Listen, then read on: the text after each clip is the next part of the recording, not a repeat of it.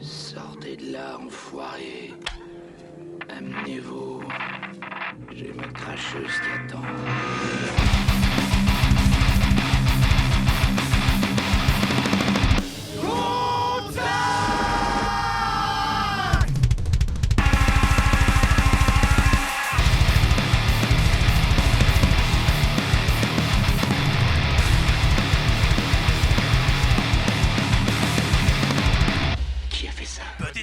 Les deux cons qui manquent de tact.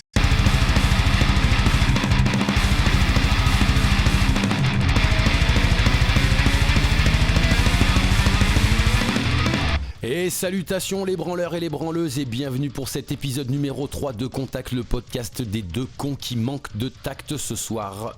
Un podcast très particulier puisque avec Monseigneur Dutch, on a le plaisir de recevoir le Lord Farquaad du podcast métal youtubesque français en la personne de Sylvain du Secret des Dieux. Bien le bonsoir messieurs. Salut. Et bonsoir. Et bonsoir. En référence à le numéro 2. Mais un grand merci à toi Sylvain de venir pour ce tout début d'épisode, enfin ce tout début de podcast parce que c'est que le numéro 3, venir partager avec nous pour le sujet de ce soir ton ressenti. Donc quel sera le sujet de ce soir? Avec magie et avec plaisir, le putain de colloque de métal du Philharmonique de Paris d'une durée d'environ 10 heures, soit l'équivalent d'une purge intersidérale incroyable, et on va venir débattre ce soir, on va venir en parler un petit peu, on va venir tourner un petit peu autour de tout ça parce que 10 heures c'est assez compliqué à les amalgamer, on va pas non plus monter le step au point de dire ouais on a tout compris, on a tout écouté. Donc voilà, nous voici tous les trois en bonne compagnie, c'est parti ensemble pour un bon petit topo en gros de ce colloque métal de Philharmonique de Paris dans encore, je le répète, une putain de durée de 10 heures. En avant, on a voulu tous ensemble se poser là-dessus tout simplement pour avoir une tribune avec des axes un petit peu plus libres qu'à l'accoutumée pour pouvoir se permettre de s'exprimer de manière un petit peu plus salée comme vous avez l'habitude depuis le début de ce podcast. Alors Sylvain, on va embrayer tout de suite, on t'a pas invité pour te laisser à l'arrière, donc du coup vas-y, raconte-nous un petit peu comment tu as mangé ce dragée incroyable. Que le spectacle commence.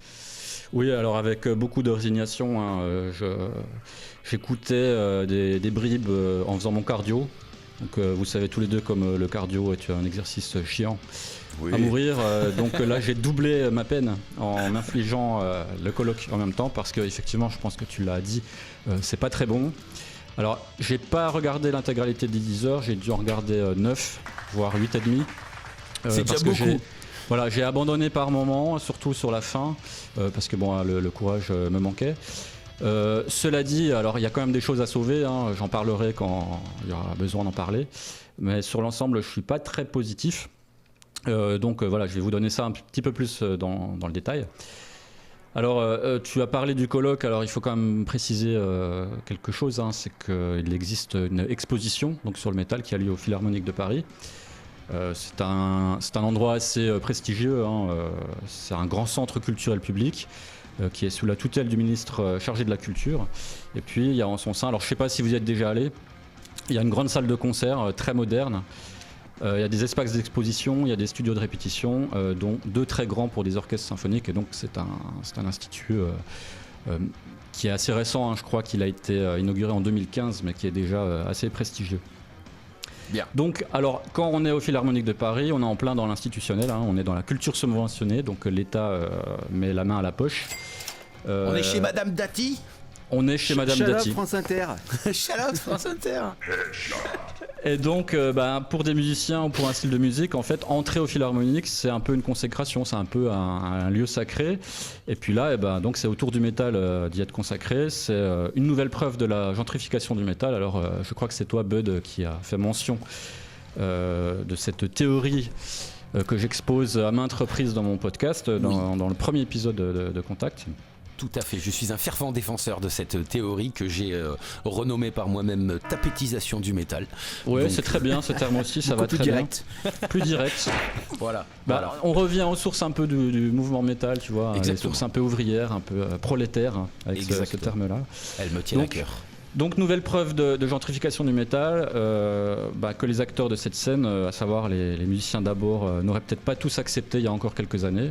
Il y en a encore qui n'acceptent pas aujourd'hui. Alors moi je dis pas que je l'accepte pas, moi je le constate et je l'accepte tant bien que mal, mais il existe encore des musiciens qui ne veulent pas en entendre parler, notamment dans les scènes extrêmes. Mais c'est là tout le paradoxe, c'est que parallèlement à l'expo sur le métal, il y a d'autres événements qui ont été organisés autour du métal. Il y a eu un concert, alors vous avez peut-être entendu parler de ça, il y a 2 groupes de métal extrêmes qui ont joué au Philharmonique. Donc il y a Behemoth. Donc Behemoth c'est un très gros groupe aujourd'hui, c'est un gros bébé. Et puis Regarde les hommes tombés, donc, qui est un groupe français qui est en développement, qui a déjà une belle stature en France et à l'international. Donc plutôt belle affiche, plutôt intéressant, donc jusque-là rien à dire. Par ailleurs, ces concerts, moi je les ai pas vus, et l'expo non plus. L'expo apparemment elle est assez jolie, c'est plutôt pas mal pour les connaisseurs et plutôt pas mal pour les gens qui n'y connaissent rien, d'après ce que j'ai pu comprendre. J'irai la voir sans a priori, ne serait-ce que pour faire peut-être un autre épisode là-dessus, cette fois dans mon podcast, dans Le Secret des Dieux, avec Nicolas Bénard. Mais là, en fait, on va parler du colloque, des 10 heures de colloque, parce que à côté de ça, il y a un colloque qui a été organisé avec moult conférences. Alors, dernière information, les 2 commissaires de l'expo, qui sont-ils ? Alors, il y a un certain Corentin Charbonnier, qui est, semble-t-il, anthropologue, est chargé d'enseignement à l'université de Tours, et puis Milan Garcin, que je ne connais pas du tout, qui est docteur en histoire de l'art. Alors mon collègue de chez Dans le Secret des Dieux, que tu connais, Bud, Nicolas Bénard, bien sûr, connaît Corentin Charbonnier parce qu'il a fait des conférences avec lui, et déjà, premier étonnement, c'est que Nicolas n'a pas été contacté pour participer au colloque, donc ça m'étonne. Je trouve qu'il y avait peut-être matière à faire quelque chose avec lui, puisque Nicolas est un spécialiste de l'histoire du métal notamment. C'est ce que j'allais dire, c'est quand même aussi une institution culturelle du métal français à bien plus d'égards que certains intervenants que j'ai eu l'occasion de voir dans le colloque, donc c'était un petit peu dommage de ne pas l'avoir invité. C'était un petit peu dommage, et je pourrais, si j'étais mesquin, t'étais mesquin. Voilà, et comme je suis dans Contact, je vais me permettre de le dire, j'y vois peut-être un peu de jalousie, un petit peu de... un petit quelque chose de pas net dedans, puisque Monsieur Charbonnier semble être quelqu'un avec un peu d'ambition. Tiens donc. Voilà, donc, mais ne soyons pas mesquins, ne soyons pas, refermons la parenthèse. Non, c'est pas de la mesquinerie. C'est pas du tout le c'est type pas le genre d'émission. de la baraque, non, pas du tout. Voilà. Putain de bordel de merde, Allez, mais bien sûr. allez. Mais grave, putain de reliquage de boules, l'histoire, tu vois. Putain, mais sérieux. Alors, c'est normal, c'est humain, ça, c'est normal. Oui, c'est humain. Puis je pense qu'après 10 heures de colloque comme ça, il y a un moment où tu craques, ton cerveau il est en train de craquer, sachant que Sylvain en a fait 8,5, 9. Je me suis arrêté à environ 3, dont un axe principal dont on reviendra justement un petit peu après. Et si je dis pas de bêtises, Monseigneur Dutch, il a rage quitte et fumé son ordinateur au bout de combien de temps à peu près 15 minutes. 15 minutes. Mais c'est parce que t'as commencé par le premier, non, Dutch ? Ah, fallait pas commencer par le premier. Ah ouais, l'erreur. Ouais, j'ai commencé par Bernard Pivot, tu sais, en velours côtelé là. Donc moi ça me parle pas du tout en fait. Tu vois ce que je veux dire ? Je me retrouve pas là-dedans. Mon côté hardcore. Jean-Jacques Charnière, c'était pas Bernard Pivot. Ouais, c'est pareil, hein. Ça sonne pareil. Pardon. Alors juste Vincent, pour les moins culturés d'entre nous, c'est quoi un colloque en fait ? Ouais, présente-nous ça, c'est quoi un Sylvain, colloque, qui est toi ? Clairement, on va être c'est qui ce Vincent là ? Je connais pas de Vincent, moi. Ah pardon, Sylvain, excuse-moi. Autant pour moi, pardon. Vas-y, commence, tu nous fous bien dans la merde. Mais merci. Alors, tu vas obliger Bud soit à mettre un insert pour se foutre de ta gueule, soit à couper déjà dès le départ. Je vais me faire plaisir d'insérer. d'insérer. De la post-prod, c'est pas grave ça, t'inquiète. Mais c'est quoi un colloque ? Parce que moi, le colloque, c'est Raymond DeVos. Oui, alors c'est très bon. Mon Dieu, mais quel âge tu as, très putain, bon. Mec. Très bon, Raymond DeVos. Alors un colloque, en fait, c'est un ensemble de conférences, tout simplement. Il y a un sujet général et puis on a différents mini-sujets à travers des conférences. Eux, ils appellent ça table ronde. Enfin, voilà, c'est tout le vocabulaire institutionnel pour ce genre d'événement. Ok, d'accord, parce que ça sonne comme ça, comme un des mortels un peu auberge espagnol, tu vois, les colloques. Ça fait universitaire, ça fait sérieux, tu vois. C'est ça. Tout ce vocabulaire-là est bien ancré justement dans tout ce qui est institutionnel. Alors ça, j'y reviendrai un petit peu plus tard. Déjà, toujours pour situer un petit peu l'événement, hein, le colloque il a eu lieu les 5 et 6 avril 2024. Donc ça s'appelait, ce colloque, dans son ensemble, Metal et Metalheads, des mythes et des rites. Donc il a été filmé, ce qui fait que voilà, on a pu les regarder tout ou en partie, plutôt en partie pour certains d'entre vous. Donc 10 heures. Voilà, moi j'ai tenu à peu près 8h30, 9h dans ces eaux-là, ce qui est déjà un exploit. Hein. J'ai l'impression d'avoir fait un Ironman. Vous connaissez cette course c'est un trail carrément que tu as fait. C'est un duel. Moi je dis allons-y quoi. Alors j'ai une première remarque déjà à faire sur le titre. Alors Allez, elle n'est pas négative. Ils ont choisi d'employer le terme metalheads plutôt que métalleux à la française, qui est un terme que moi j'aime pas beaucoup, qui est pas très esthétique. Nicolas. Donc moi j'essaye de dire metalhead aussi, ou fan de métal. Je dis souvent fan de métal dans mon podcast. Des fois je dis métalleux, c'est plus par défaut, par facilité, mais il n'y a aucun de ces termes qui me convient, mais bon, par défaut il faut bien en utiliser un, donc je vais dire l'un ou l'autre peut-être pendant mon intervention. Voilà, une remarque positive pour commencer quand même, on n'est pas des sauvages non plus. Mais si. Mais ce sera une des rares, hein. Hélas, je suis le premier à le regretter, parce que là je vais déflorer le suspense, même si on l'a déjà dit, le colloque est pas très bon, pas bon du tout même. Alors pourquoi ? Bon déjà on retombe sur absolument tous les travers du bon vieux entre-soi à la française, hein. Ça sent bon le réseautage, ça sent bon les types qui n'ont pas travaillé leur sujet, ça sent bon les types qui ne connaissent leur affaire que très superficiellement, qui n'ont rien à foutre là même pour certains. Ça sent bon la paresse, hein, la fainéantise, le sud de la France, au bord de l'eau, les pieds dans l'eau, et puis voilà, on va bosser quand on nous appelle sans vraiment travailler. Ça sent bon les opportunistes qui se disent cool, il y a une place à prendre. Alors voilà, donc moi, même si j'ai commencé le colloque avec un bon esprit, je suis pas du tout allé en mode gatekeeper de balle. J'étais vraiment sincèrement intéressé par ce qu'il y aurait pu être dit. J'ai vite déchanté parce que dès le départ, il y a eu un début catastrophique. Et du coup, je vais endosser, bien malgré moi, un rôle de rabat-joie. Voilà, rabat-joie de service. Bon, on va être tous les trois dans le même panier. On va être tous les trois, on est dans contact. On est dans contact, et je pense qu'il a fallu pareil environ 5 à 6 minutes avant que je trouve ça vraiment genre c'est poussif au possible comme on disait tout à l'heure là. Donc non, on va se rejoindre. Tu ne seras pas le seul rabat-joie ce soir. Nous sommes en compagnie. Très bien, en bonne compagnie. Alors, ouais, épaulé, t'inquiète pas. Alors première chose déjà pendant le visionnage, c'est que je remarque un gros logo Hellfest qui est là tout le temps. Donc j'en déduis que le Hellfest est partenaire de l'événement. Et je me dis dès le début, et la suite me donnera raison, que ça va beaucoup parler de Hellfest. Et que le Hellfest sera montré comme un lieu emblématique du métal, comme une espèce de mec du métal. Et puis éventuellement comme un lieu où le métal dans son ensemble peut se voir et s'étudier. Donc en gros, ce qui se passe au Hellfest et son public, c'est le métal. Voilà un petit peu ce que j'en déduis. Ouais. Alors, je vous apprends rien. C'est totalement faux, évidemment. Et puis, ça me semblait dès le départ compliqué de parler d'un sujet correctement avec un postulat de départ totalement erroné. Donc voilà, ça fait partie des choses, de certaines conférences qui sont complètement à côté de la plaque parce que ça part comme postulat de base que le Hellfest est le public métal, ce qui est totalement faux. Bam. Alors, oui, plus aujourd'hui en tout cas. Oui. Ouais. Plus aujourd'hui. Beaucoup moins qu'avant. Ouais. Le Hellfest, c'est une semaine par an en France et il reste encore 360 jours de culture en France. Mais non, on va s'en centraliser sur juste une semaine, quoi. Putain.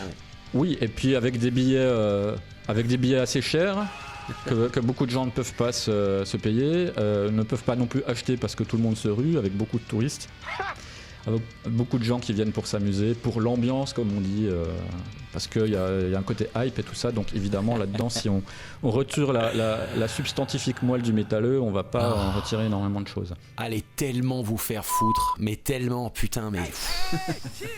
Ça commence. Ça me gratte les mains là, ça y est, ça me gratte là, putain, à 14 minutes ça commence à me gratter là.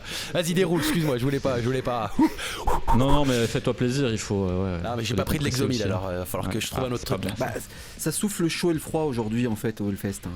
On peut trouver des trucs très élitistes, on va dire. Quand je dis élitiste, c'est très pointu en termes de métal extrême par exemple sur certaines scènes, et on peut retrouver un Zwinkels ou MJK d'un autre côté, donc Moi, en tant que métalleux, je sais plus trop quoi penser de ce festival en fait.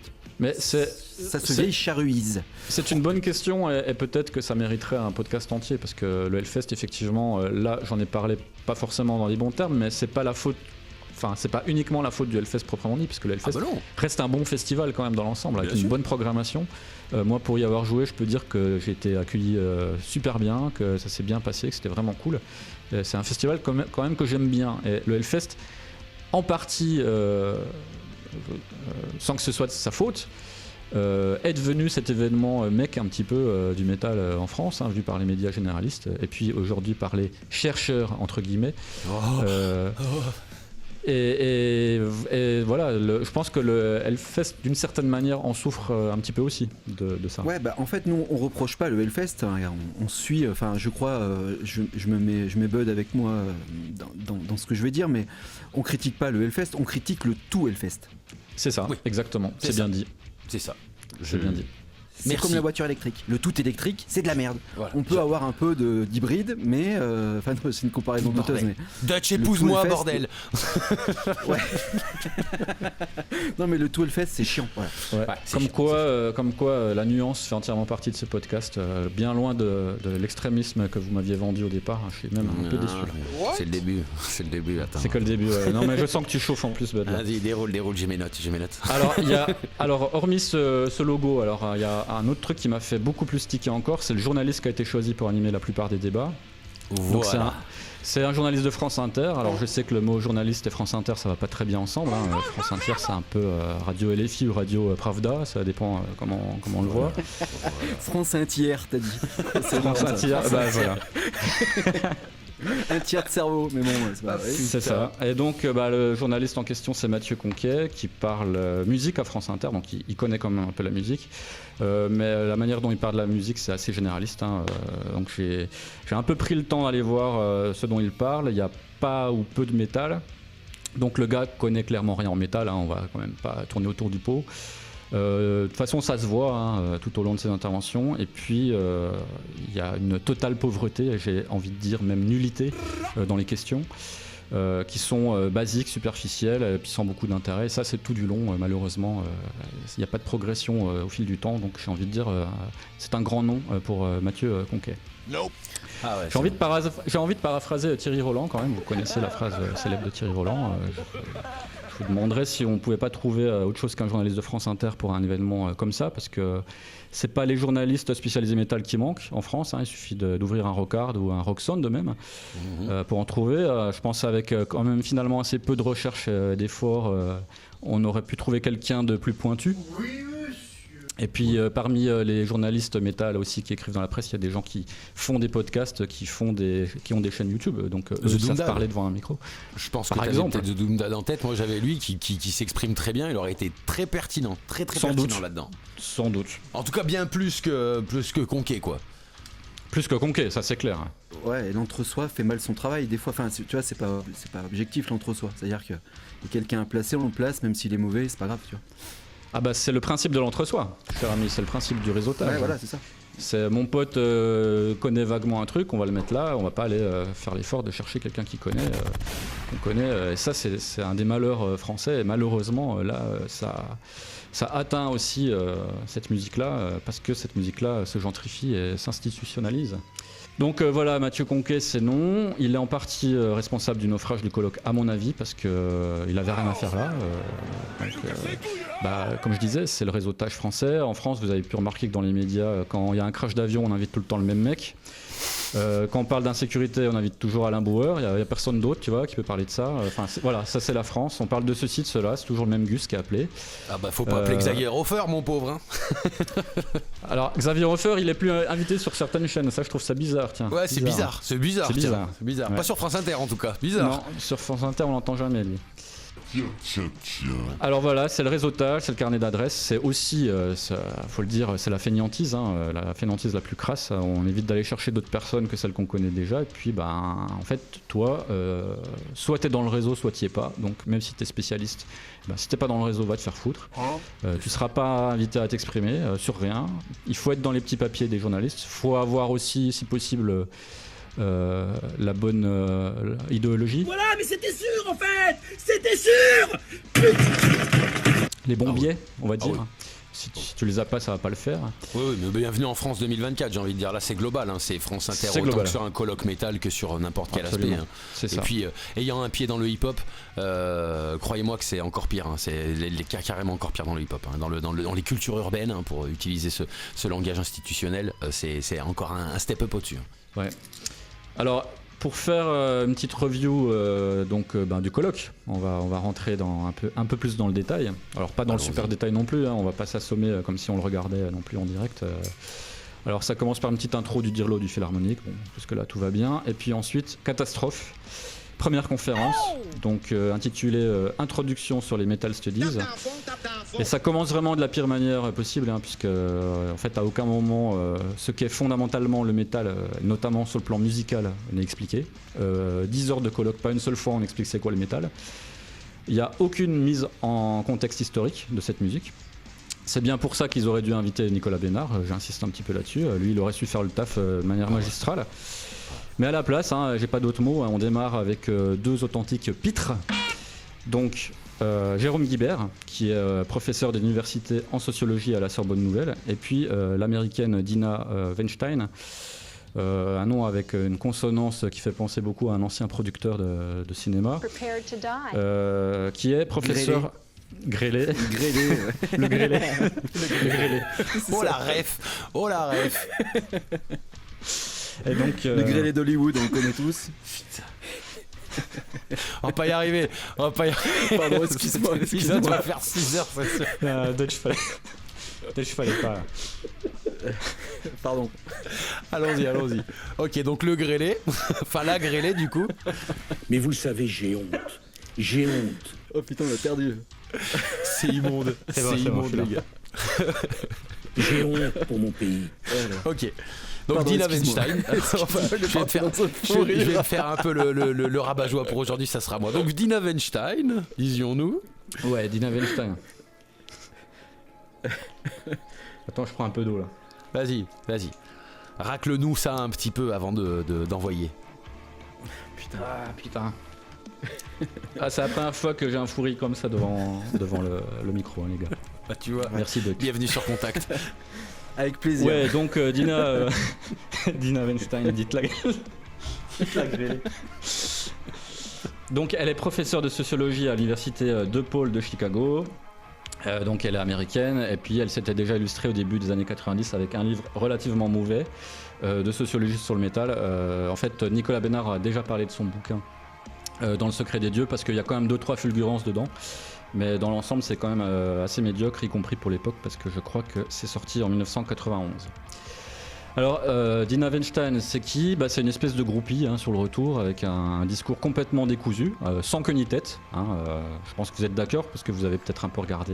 Ouais, j'ai les vu, deux mais elle est ce déchirée. truc-là. Hein. Elle est déchirée, hein. Faut Peut-être être qu'elle a pris faut un être petit peu de objectif. drogue avant, ouais. Ouais, faut être objectif. Elle a un Groupie, côté, groupie. Ouais, mais là, tu sais, elle a le regard du mec qui a fait Woodstock, tu sais, ce truc un petit peu vide, un petit peu absent de temps en temps, tu vois. Putain, j'allais sortir une connerie encore, mais bon. Ouais, redis plus la même chose que tout à l'heure, parce que je vais Regarde Cocker. Pardon. Désolé. Regarde Dina tomber. Bon, et donc Dina, on voit bien qu'elle n'a pas travaillé le sujet, hein, elle reste vraiment à la surface des choses. Bon, de toute façon, elle répond même pas aux questions. Hélas, c'est pas du tout relevé par le journaliste. Le journaliste, il en connaît encore moins d'elle, donc forcément. Elle fait des tunnels, des monologues en fait qui vont nulle part. Il y a aucune cohérence. Elle va jusqu'à évoquer, je sais pas si vous avez eu le courage d'arriver jusque là. Elle évoque comme ça, out of the blue, comme disent les anglo-saxons, la sexualité de Rob Halford. Voilà, ça sort comme ça d'un coup. Bon, on s'en fout, mais. Alors moi, ce que ça m'a montré en fait, ces interventions, c'est que fondamentalement, elle, ce qu'elle kiffe, c'est d'être mêlée à ce milieu, hein, c'est de connaître du beau monde, côté un peu paillette, showbiz. C'est pas vraiment comprendre la moelle de cette musique, visiblement, elle connaît pas grand-chose. Et puis c'est aussi elle, alors vous avez peut-être remarqué ce truc-là, c'est elle qui raconte pour la première fois une énorme ânerie. Alors c'est une ânerie qui sera répétée à plusieurs reprises dans d'autres conférences pendant le colloque. c'est que les artistes enregistrent des disques dans l'unique but de donner des concerts, pour partir en tournée, etc. Donc le métal ne s'exprime pleinement que pendant un concert. Alors moi je suis absolument pas d'accord avec cette notion, mais hélas on va entendre ça plusieurs fois pendant le colloque.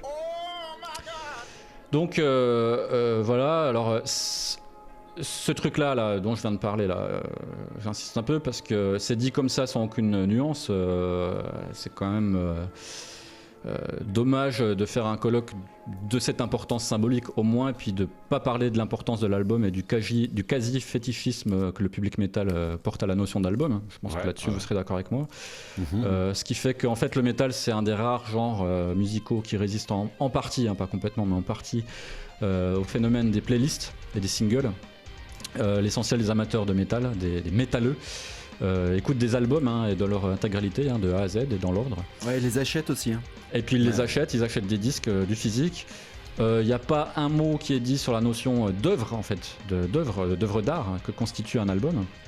Et en tout cas, moi, et je sais que je suis pas le seul, je considère que l'album c'est la chose la plus importante. Les concerts, c'est très bien, évidemment, on aime tous faire des concerts. Mais les concerts, ce sont des performances, ce ne sont pas des œuvres d'art. Donc on nie une partie très très importante de l'artiste, qui est de graver quelque chose dans le marbre. Le musicien de métal, c'est d'abord un artiste qui grave sa musique dans l'éternité. Alors excusez-moi d'être un peu cérébral, c'est ce que j'aurais dit sur mon podcast. Mais quel poète! Et quel poète! Et il est un performeur aussi, mais dans un second temps, il est d'abord un artiste. Alors, oui, c'est une finalité, un point de départ, un peu un album. C'est-à-dire que tu finis un processus de création et tu démarres une exposition de ta musique en live. En gros, c'est de cette musique-là en live. Bah oui, je crois. Alors, évidemment, c'est quand même vrai que sortir un album juste pour aller sur la route, ça existe aussi. C'est fréquent chez les groupes pros, plus chez eux que chez les groupes amateurs ou semi-pro. Mais là, en fait, c'est pareil. On sait que en métal, si tu connais un peu le métal, tu sais que allez, au moins 80%, mais moi je pense plutôt que c'est 90%, des artistes de métal dans le monde ne sont pas des professionnels. Donc ça réduit quand même la réalité de l'affirmation d'Ina Weinstein et des autres, comme quoi les artistes enregistrent des albums pour aller sur la route. Je pense que c'est une affirmation complètement gratuite et qui se repose en fait sur une méconnaissance totale de la scène. J'ai l'impression quand même que quand les gens sont pas pros, ils font d'abord de la scène et après ils enregistrent. Je sais pas, Bud, tu peux appuyer un peu parce que. Dis-nous ce que t'en penses parce que. Bah, tu vois, j'allais mettre ça en parallèle avec des réflexions de la juriste de Season of Mist qui disait que 70% des groupes qui sont chez eux ne vivent pas de leur musique et que seulement 20% arrivent à générer du revenu digne. Donc, j'ai envie de dire oui. En soi, si tu veux, d'abord, t'essayes de faire ton petit trou dans tes bar-conf, dans tes petits trucs comme ça. Et après t'as un peu de notoriété ou en tout cas t'as un petit peu de soutien et les mecs se disent bah vas-y on mise un peu et on paye parce qu'il faut quand même bien prendre en considération que aujourd'hui ça coûte plus d'argent de faire un CD que d'aller en live en fait foncièrement surtout si c'est pour être à côté au bar conf de GG ça va pas te coûter grand chose quoi. Donc moi je le mets en perspective et je suis complètement d'accord avec vous les gars et je suis pas du tout en phase avec Madame Grellet tu vois là ça me va pas du tout ça. Ouais mais je pense qu'elle parle d'un certain type d'artistes en fait, c'est des artistes pros. C'est ça. Elle a 108 ans, elle a une perspective du monde qui doit dater des années 90-2000, on est en 2024. Exactement. Alors c'est un petit peu dégueulasse ce que je vais dire parce qu'en soi c'est mettre le doigt sur la vieillesse, mais c'est pas ça que je veux dire, mais c'est plutôt la déconnexion. Je pense que tu peux avoir 60-70 piges et être très pertinent avec ton temps, c'est pas un problème. C'est juste que là on a vraiment pas pris, juste histoire de dire, on a vraiment pas pris l'élite pour le peu qu'on aurait pu, histoire de revaloriser le métal, prendre une élite intellectuelle, une élite culturelle, non, on n'a vraiment pas appris ça quoi. Là on n'est pas dans la gentrification, alors on y est un peu mais on est aussi dans la gériatrisation. Exactement. Ouais. Un petit peu aussi tu vois. C'est quand ça même. ouais. Bah ouais. Non mais c'est vrai que ces références c'est Judas Priest, Motorhead et tout ça. Donc, Rob Halford, le minot de 20 balais, ils sont fous de Rob Halford, enfin tu vois ce que je veux dire. Enfin ils sont fous, sans lui manquer de respect avec tout ce qu'il a fait, etc. Tu vois. Mais c'est des groupes respectables, mais voilà, aujourd'hui, tu peux pas t'appuyer là-dessus, quoi. C'était la mode à l'époque. Alors, on va cesser avec la grêlée, si vous voulez bien, on va parler de son acolyte, Jérôme Guibert. Alors, que dire parce que là, il faut savoir par où commencer. Bon, alors, je vais commencer quand même par dire que lui, c'est tout simplement un clown. Il lui manque le nez rouge et c'est bon, on a le portrait. J'ai pas d'autres mots. Alors, je vais pas être non plus complètement négatif. Peut-être qu'il y a des choses à dire dans d'autres domaines de la sociologie, parce que c'est un sociologue apparemment. Mais là, en fait, sur cette intervention-là, à part des banalités et des conneries sans queue ni tête, exactement comme la grêlée, avec en plus une tête ahurie et une coupe de cheveux, de ça on fout, qu'il a la totale. On n'a dit pas le physique. Ah oui, Ouais, bah, mais il était pas au putain. courant, il était pas au courant. Ah oui, pardon.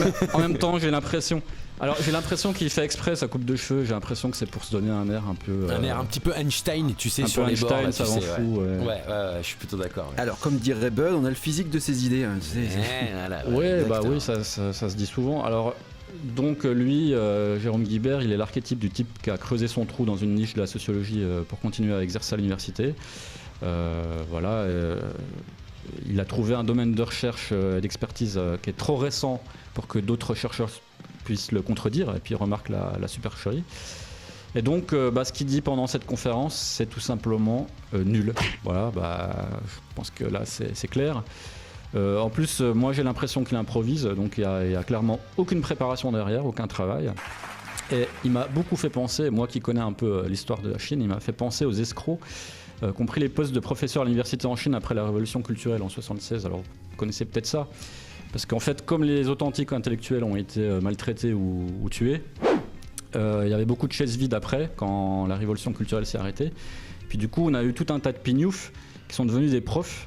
Et du coup, en Chine, pendant des années, la qualité de l'enseignement était catastrophique à l'université. Donc voilà, Guibert, je vais l'éviter comme la peste. Et puis j'invite tout le monde à prendre des pincettes quand ils vont l'écouter.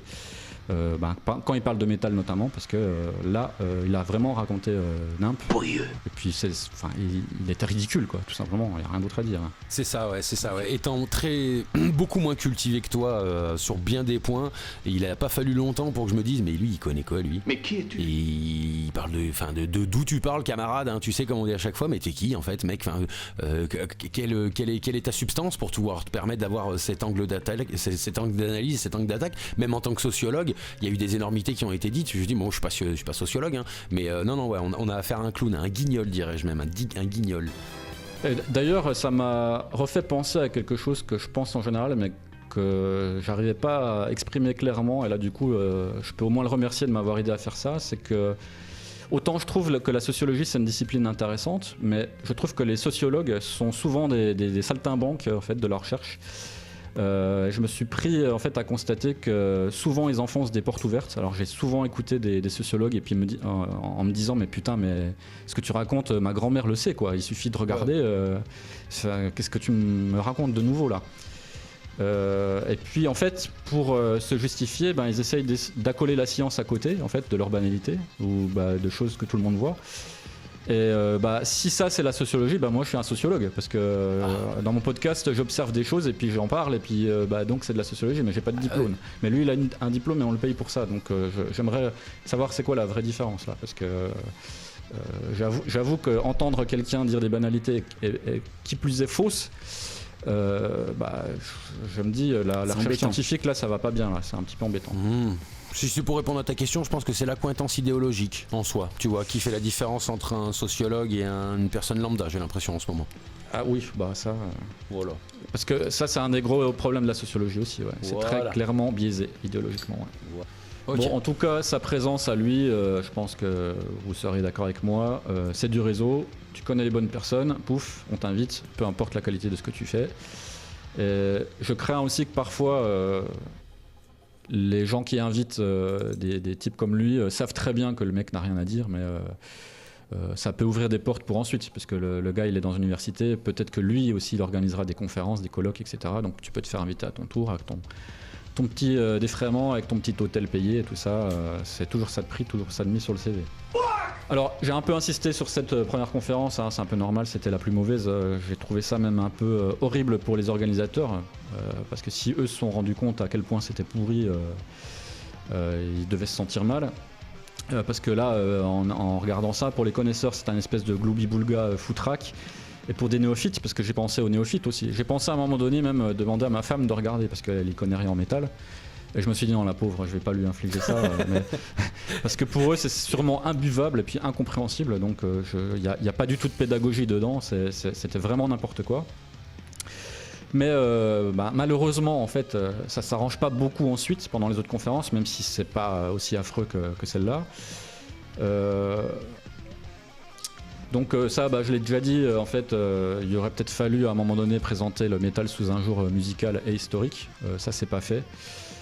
C'est hélas ce qui se passe de toute façon tout le temps dès que le métal est dans les médias généralistes. Vous avez pu remarquer que quand on parle de métal à la télé ou à la radio généraliste, c'est toujours cet angle-là qui est pris, un peu sociologique, vaguement sociologique, vaguement anthropologique. Et puis on parle jamais de la musique proprement dite, on parle des fans de métal qui sont comme ceci, comme cela, qui montent leur cul à quotidien, qui sont, en fait ce sont des gentils, en fait ce sont des informaticiens. Ils sont pas si méchants. Ils sont pas si méchants, blablabla. Mais le métal, la musique, c'est quoi ? Alors là, on sait pas. De toute façon, on s'en bat les couilles. Inutile. Ça fait du pognon ? Ouais, c'est tout ce qui nous intéresse. Merci, au revoir. Ouais, mais ils veulent vendre quelque chose en faisant un truc pareil ou ils veulent attirer des gens. Non, en fait, quoi, en fait, je l'ai un peu dit tout à l'heure. En fait, ce sont des gens qui sont dans le monde institutionnel et puis qui doivent justifier leur salaire. Donc, quand tu es chercheur en sociologie quelque part, tu dois avoir des sujets d'études. Donc tu as des types, ils se disent, si je fais la sociologie, je dis n'importe quoi, un exemple vite, du prolétaire dans les années 80, il va faire son truc et puis il y a d'autres chercheurs qui l'ont déjà fait avant lui qui vont lui dire non là Guibert tu racontes n'importe quoi là, t'as pas travaillé. Mais s'il fait le métal, vu qu'il y en a très peu, personne va venir le contredire. Tu vois, et lui il sera à la retraite depuis longtemps quand quelqu'un va dire oh mais Guibert ce qu'il a écrit c'est quand même de la merde. Donc il aura fait sa carrière tranquille. Donc c'est une histoire de carrière.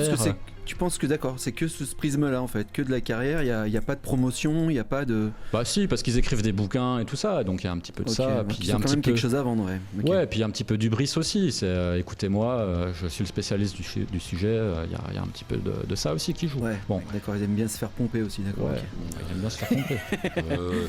Ok.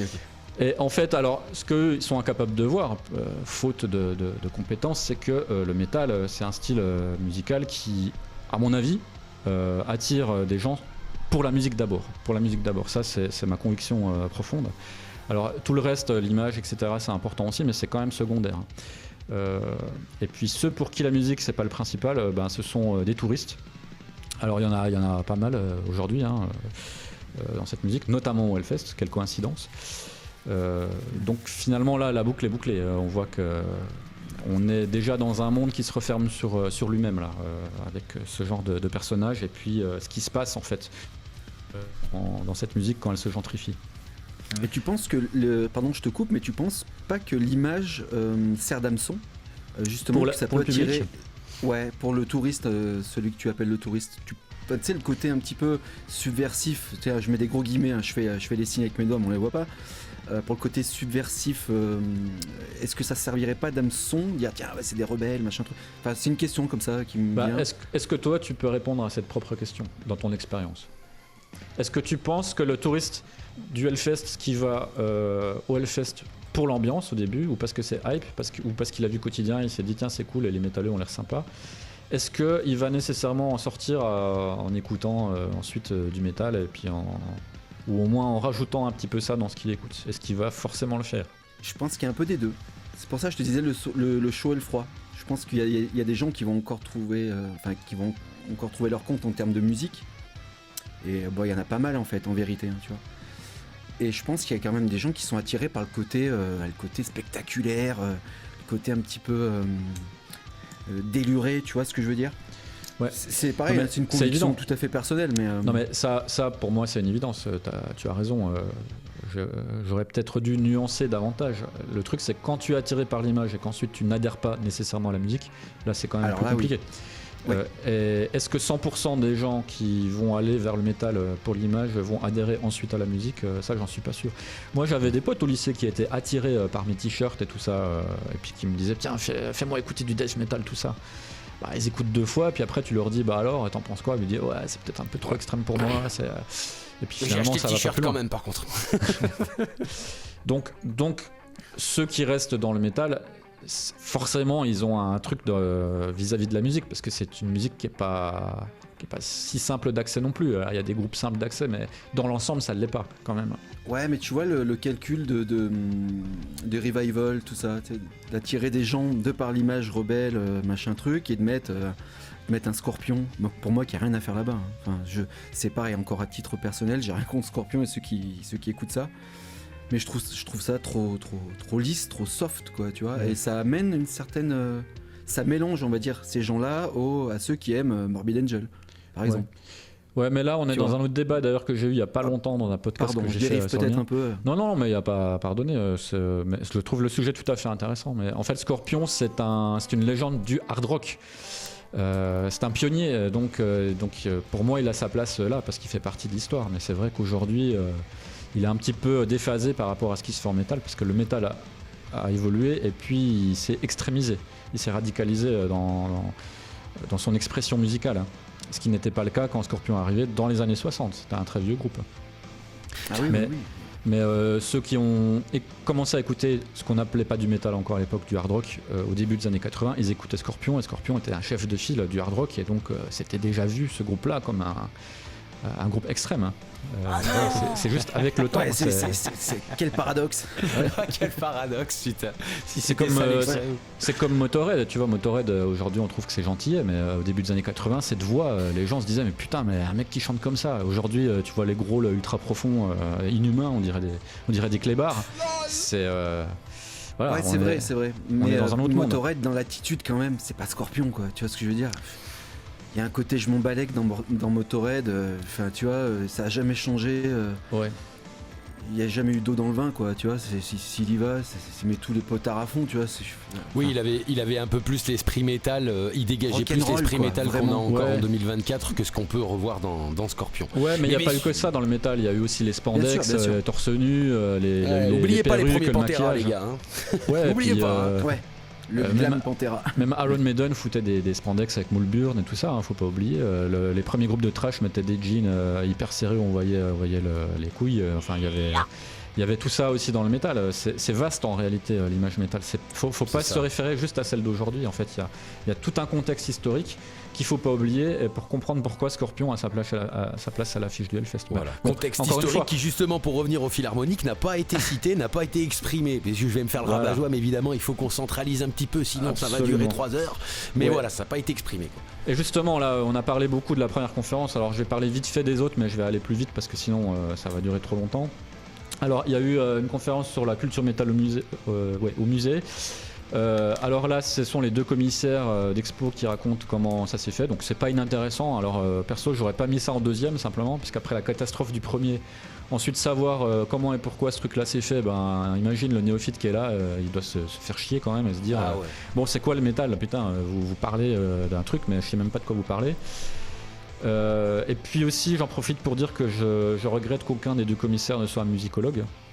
Alors, on a un anthropologue et un historien de l'art. Bon, pourquoi pas, mais encore une fois, je me répète, cette vision du métal uniquement sous ce prisme-là, sociologique, anthropologique, tout ce que vous voulez, je trouve que c'est complètement insuffisant parce que l'éléphant dans le magasin de porcelaine est pas traité.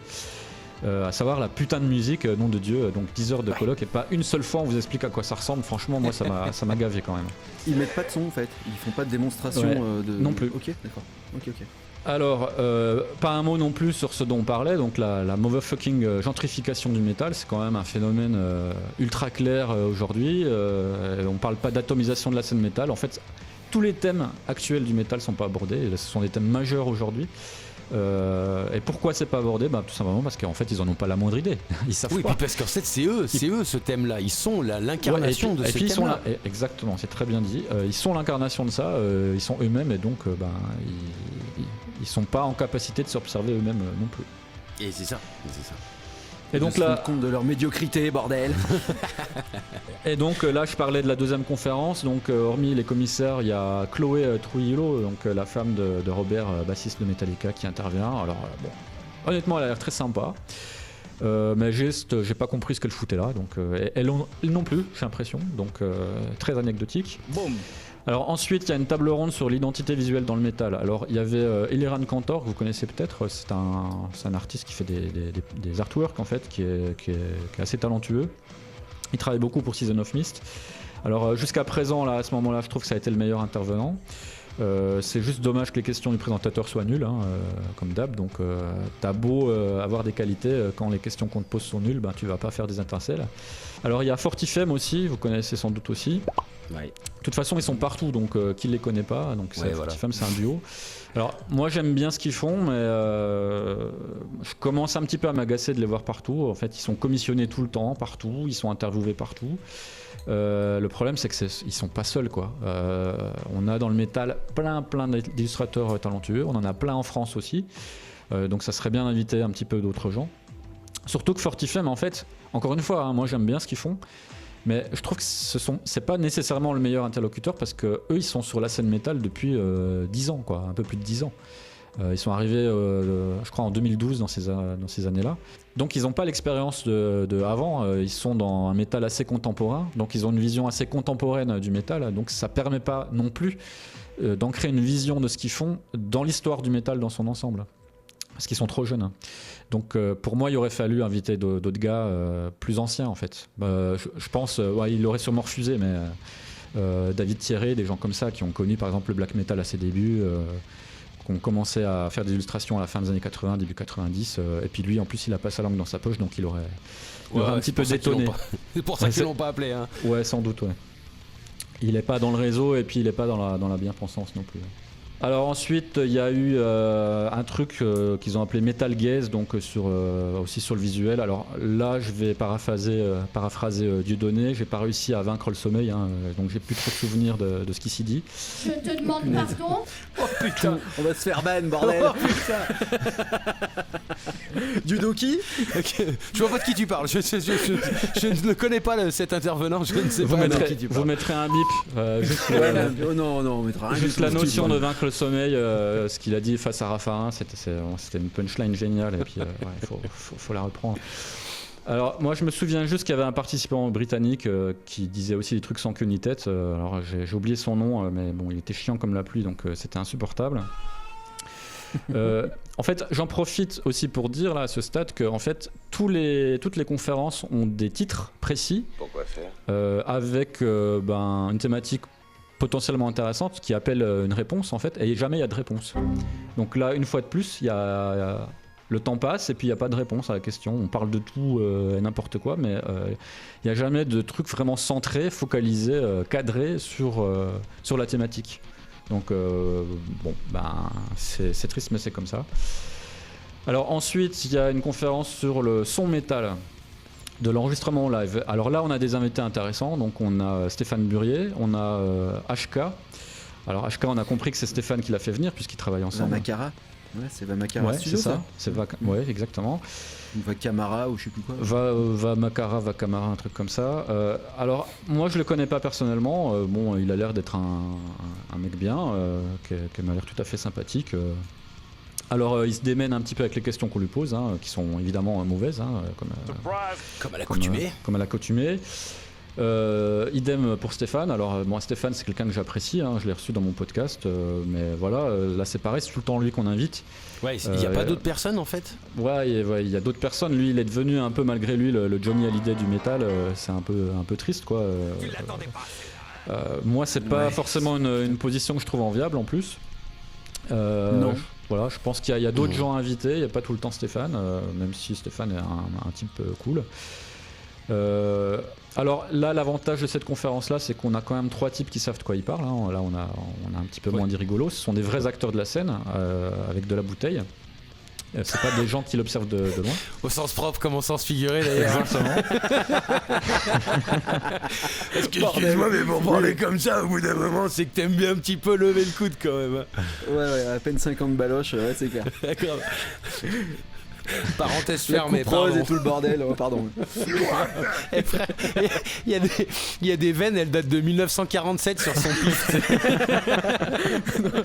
C'est le batteur de Lud Blast, on connaît un, il aime bien la tétine aussi, on les connaît, même si on les connaît pas personnellement, on sait que voilà, les glaçons eux, ça fait 2 quoi. Alors là, je sais pas si c'est... En termes de visuel, il y a quelques indices, comme disait. T'as pas besoin de mettre de light rouge, quoi, on va dire ça, tu vois. T'as pas besoin de mettre ça, tu vois. Alors, je sais pas si c'est la faute de l'alcool ou d'autre chose, mais il y a le retour de ce mythe comme quoi on enregistre un album pour partir en tournée qui revient. Tous les trois sont d'accord. Donc, si j'avais été là, si on m'avait invité. Hein? Pardon? Oui, je dis, il n'y a rien de mauvais à aimer le bon pif. Hein, tu vois, non, moi j'approuve même. Je suis pas je suis pas le dernier à refuser un petit verre. Voilà, donc pas de problème. Après, juste, on constate. Voilà, petite constatation. Voilà. Ouais. Bon, du coup, ils sont et c'est un point que j'avais noté puisque du coup, moi, j'ai regardé 3 colloques, en gros, enfin 3 réunions, ouais. Et c'est un point qui m'avait aussi justement un petit peu interloqué. C'est ce côté où tous les 3 étaient d'accord justement sur ça, sur le fait d'enregistrer des albums pour partir en tournée, alors que, comme on disait au tout début, on s'opposait un peu sur ça, sur le côté, la poule, l'œuf ou quoi que ce soit. Et ça m'a paru un petit peu bizarre. Je me suis dit, est-ce que c'est pas justement cette espèce d'aliénation qui t'arrive avec le temps et la notoriété du fait que tu dis en fait la seule rentabilité d'un groupe à la fin c'est pas ses albums mais c'est le merch qui est vendu dans les concerts qui leur ont fait dériver cette manière de voir les choses et de dire bah non en fait le but de faire un album c'est de partir en tournée, tu vois, tu diras putain merde, ça m'a un peu gêné ça. Je crois que c'est exactement ça. Chose à laquelle je rajouterais aussi le fait qu'au bout d'un moment aussi quand on est professionnel on épuise un peu sa créativité. Donc écrire des nouveaux titres et aller en studio, c'est plus aussi fun qu'au début. Alors que quand on est semi-pro ou amateur, on aime toujours le faire. Moi j'ai sorti quand même une chier d'albums. J'aime toujours autant composer et enregistrer des disques parce que je vois mes disques comme des œuvres d'art. Donc œuvres d'art évidemment pas avec des majuscules, c'est pas pour me la péter ni rien, mais tes œuvres d'art. Ça vaut ce que ça vaut, mais moi je considère que je fais une œuvre d'art. Et aller en concert, j'aime ça.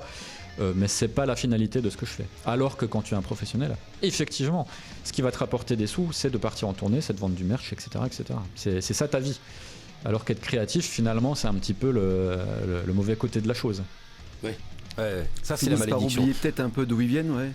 Ouais, encore une fois, cette gentrification, cette tapétisation, c'est-à-dire que les gars, par aliénation de ce qu'était à la racine du métal, en tout cas pour leur personnel, pour leur aspect personnel, il y a quelques années en France, j'ai l'impression que ça a été émietté et que ça a disparu face à la réalité concrète financière qu'un groupe doit rencontrer dans sa vie, et se dire, en fait, le mec, il a plus du tout le même système d'analyse qu'un groupe de maintenant qui est semi-pro amateur et qui correspond en fait mine de rien à 90, 95 voire même peut-être 99% des groupes français.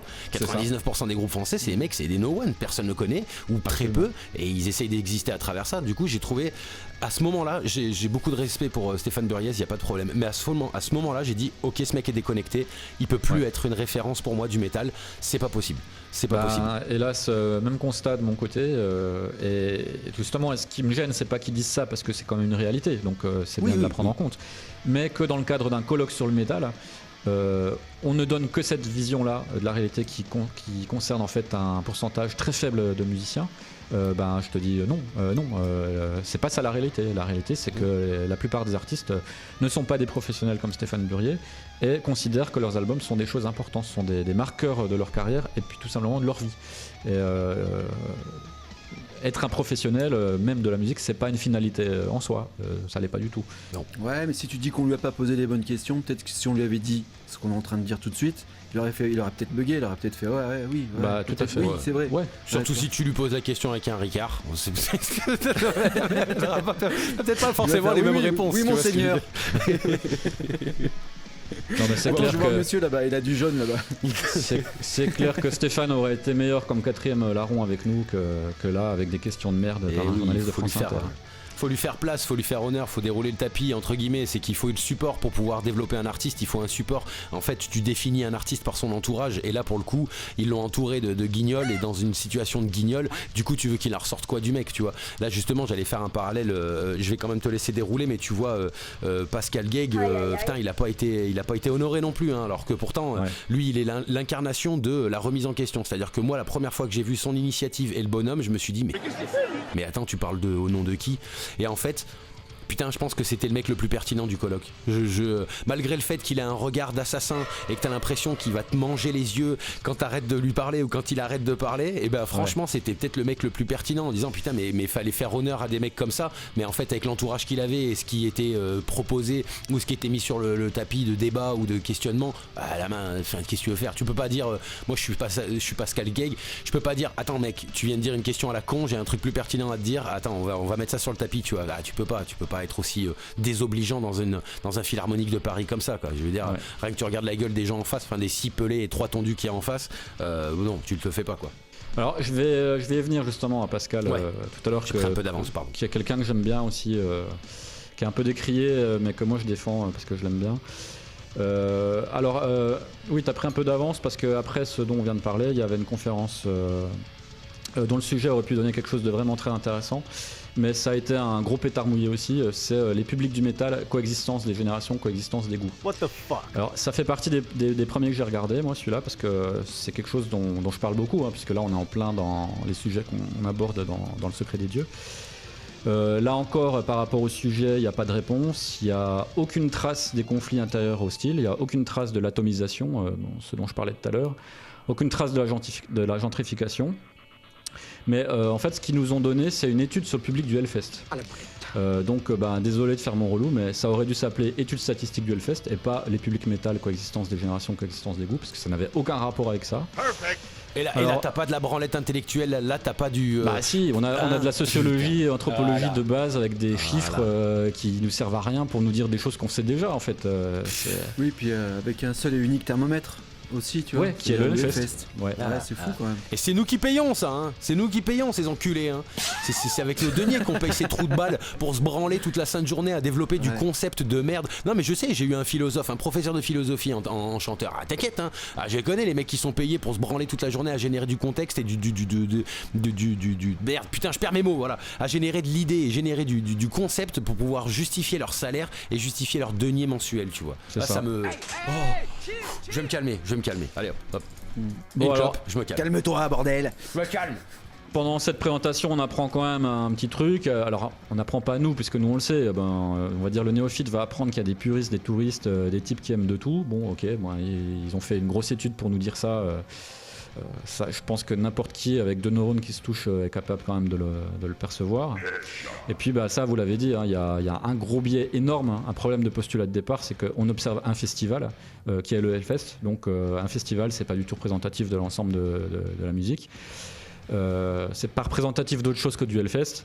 Alors pourquoi? Déjà on se coupe de toute la partie de public qui ne peut pas ou qui ne veut pas se payer un billet au Hellfest, hein. Il y en a quand même, il y a des gens qui trouvent que c'est trop cher, ou il y a des gens qui se connectent trop tard sur internet parce que tout part en 1 heure ou je sais pas quoi là, quand ils mettent les billets en vente. Et encore t'es gentil, hein. Ouais, moins d'1 heure peut-être. Alors on se coupe aussi du public qui souhaite pas y aller, alors pour plein de raisons, on va pas y revenir, hein. Le Hellfest aujourd'hui ça fait pas l'unanimité, on va pas répéter ça ad nauseam. Et puis aussi, quand tu fais un questionnaire, quand tu te bases sur un questionnaire, le truc c'est que tu vas aussi donner la parole à des touristes. Donc eux ils devraient pas répondre au questionnaire puisque ce sont à l'origine pas des fans de métal. Donc ça biaise l'étude. Et donc voilà, tes chiffres en fait sont faux. Voilà, en fait, une étude sur le Hellfest c'est pas inintéressant, hein. On peut y trouver son bonheur si on veut étudier le Hellfest, mais refiler une étude sur le Hellfest avec en plus des gros biais et appeler ça coexistence des générations, coexistence des goûts, pour moi ça me va pas. Le sujet a pas été traité, et si moi je suis un professeur et que je reçois ça, je vais pas donner la moyenne, je vais dire non t'es recalé parce que ça, tu me donnes un sujet, tu me réponds à autre chose, donc non ça va pas, il y a un problème de méthodologie, et tu es un anthropologue, donc fais-moi de l'anthropologie. Ça demanderait des moyens beaucoup plus grands, c'est-à-dire d'aller aux 4 coins de la France dans divers styles de faire ton boulot, en fait, de faire ton putain de boulot, connard, en fait, c'est pas compliqué. Questionner 10 personnes dans un zénith, pour n'importe quel groupe, tu vois, n'importe quelle branche, et puis 10 personnes dans un bar café, comme tu disais chez GG, tu vois, ça serait avoir un panel plus large que ce seul et unique endroit, c'est cette mecque. De toute façon, c'est ce que je reproche à la sociologie dans son ensemble. Encore une fois, c'est pas un domaine de recherche inintéressant, mais le problème c'est que la méthodologie pue du cul, quoi. Moi j'ai vu des mecs sortir des théories sur des échantillons de 20 personnes, 30 personnes. Mais comment vous pouvez croire que c'est représentatif de quoi que ce soit ? Il faut une masse de gens pour retirer des grands principes, sinon ça ne fonctionne pas. Il y a un problème, et puis là, ce problème existant, en fait, il est gros comme le nez au milieu de la figure, et puis en fait, ils s'en rendent pas compte. C'est ça qui est terrible. Bah non, parce qu'ils ont pas de contradicteurs en fait. Ils sont dans un entre-soi où il y a personne qui est là pour dire ok, et puis lui il défend le blanc et lui il défend le noir. Donc on va voir un petit peu. Il y a pas de débat en fait. C'est pas un débat. Est-ce qu'ils ont pas une conscience ces gens-là quand même ? Putain, mec, des gens qui les écoutent, tu vois ce que je veux dire ? À 4 chiffres, t'as pas de conscience. En fait, parmi les autres intervenants, il y a soit des gens qui, de toute façon, entravent que dalle à ce qui est dit, donc ils prennent tout comme argent comptant, puis il y a ceux qui osent pas l'ouvrir parce qu'ils se disent si je m'antagonise avec ce mec-là, il va pas m'inviter pour le prochain colloque, la prochaine conférence, et je ferai plus partie du réseau. Et donc ils se cooptent involontairement en disant rien, en fait, en laissant les trucs sortir. Pas de vague, n'est-ce pas ? On connaît pas pas de de vague.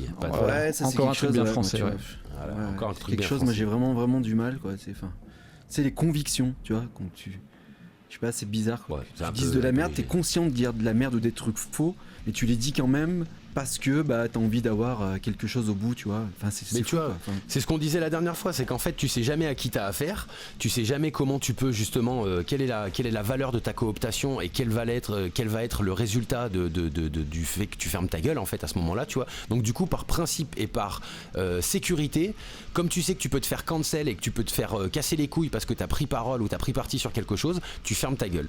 Et tu vois, ça faisait écho à notre épisode 2, c'est vraiment dans... oui bien sûr, pas de souci, fils de pute. mais tout est cyclique en fait. C'est-à-dire Ah, qu'à un tout moment n'est donné, que tout cycle, ça surtout la va musique. s'arrêter, tu vois. Voilà, Bah, tout surtout ça la va musique. s'arrêter, et à un moment donné, faudra je pense, se rendre des comptes, tu vois. Ah, va t'as falloir dit- payer un moment. Ah, va falloir vois, payer. c'est Ah, ça. va falloir payer. D'ailleurs, en parlant de musique, messieurs, je me permets de vous couper, mais on est à l'heure. Est-ce que on est à 1 heure de podcast ? Est-ce qu'on se ferait pas la petite pause musicale avant de laisser Sylvain, le Lord Farquaad, disais-je, du coup, du YouTube Game Metal, dérouler encore les quelques derniers colloques qu'il y a eu, d'ailleurs, sur celui qu'on a regardé ensemble, sur lequel on va débattre un petit peu là sur la rémunération et tout ça. Donc moi je vous propose de faire une petite pause là ensemble de musique et revenir tout de suite après Altarossa avec The Fall, si je dis pas de bêtises, et on revient tout de suite, comme ça on se nettoie un peu les oreilles et après on se remet une petite douche de sel là tous ensemble. Allez, on s'envoie ça. C'est parti, Altarossa avec The Fall et on revient tout de suite.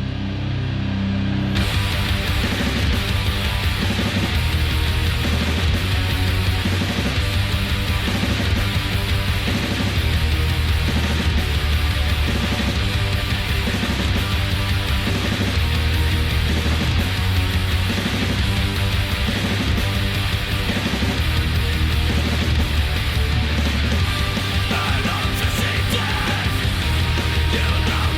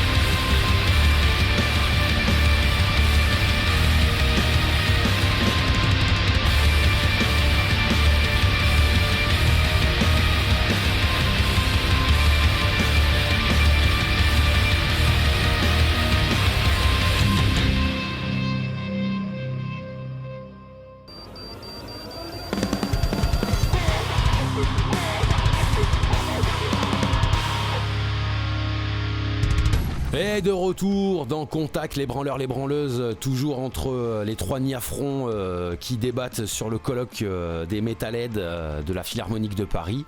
On va laisser le Lord Farquaad de l'internet de YouTube Game de continuer à développer un petit peu, enfin à dérouler en tout cas ce petit déroulement, comment ça s'est déroulé, un petit peu tout dans l'ordre.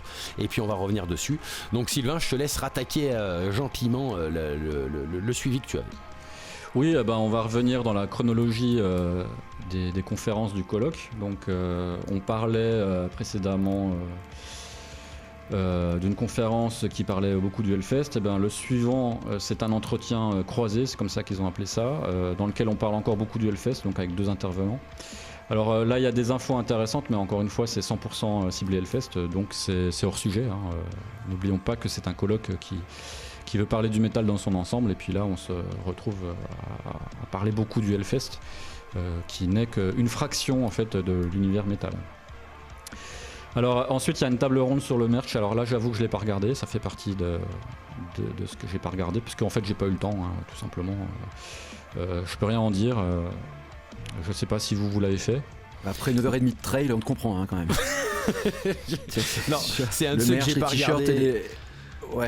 Ouais, non, et puis c'est un truc qui m'horripile, moi, le merch, devoir avoir un instinct capitaliste alors que ton intérêt c'est de faire de la musique et d'être forcé et contraint à devoir réfléchir comme comment capitaliser ton art, parce que du coup c'est toujours en corrélation avec l'argent que quoi que tu fasses à quelque étape que ça soit du processus créatif ou du processus de promotion. Je vous avoue que moi c'est un point qui m'horripile. Donc ça c'est un de ceux que j'ai pas regardé. Après, du coup, non. Mais il est pas à balayer ce point-là quand même, t'es d'accord? Non, c'est juste que je ne l'assume pas. Non, je fais ma tapette là-dessus, c'est juste que moi je peux pas le supporter. Par contre, c'est un point qui est vital, qui est essentiel, auquel je me confronte dans mon groupe et auquel on se confronte tous les trois parce qu'on fait de la musique. Mais voilà, c'est juste si je pouvais esquiver ça pour éviter de reculer mon suicide, je l'ai fait, tu vois. Je me suis plutôt axé sur celui d'après, tu vois. Ouais.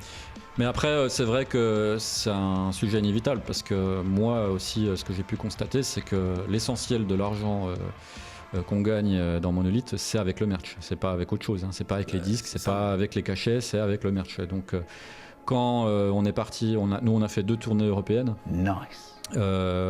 C'est clair qu'on est rentré bénéficiaire parce qu'il y avait le merch. C'est vraiment. Tu passes en Allemagne, tu fais 3 dates en Allemagne, t'es sûr que tu vas gagner de l'argent parce que déjà les Allemands achètent beaucoup. Et puis eux, on dirait quasiment qu'ils viennent pour ça, quoi. On dirait qu'ils.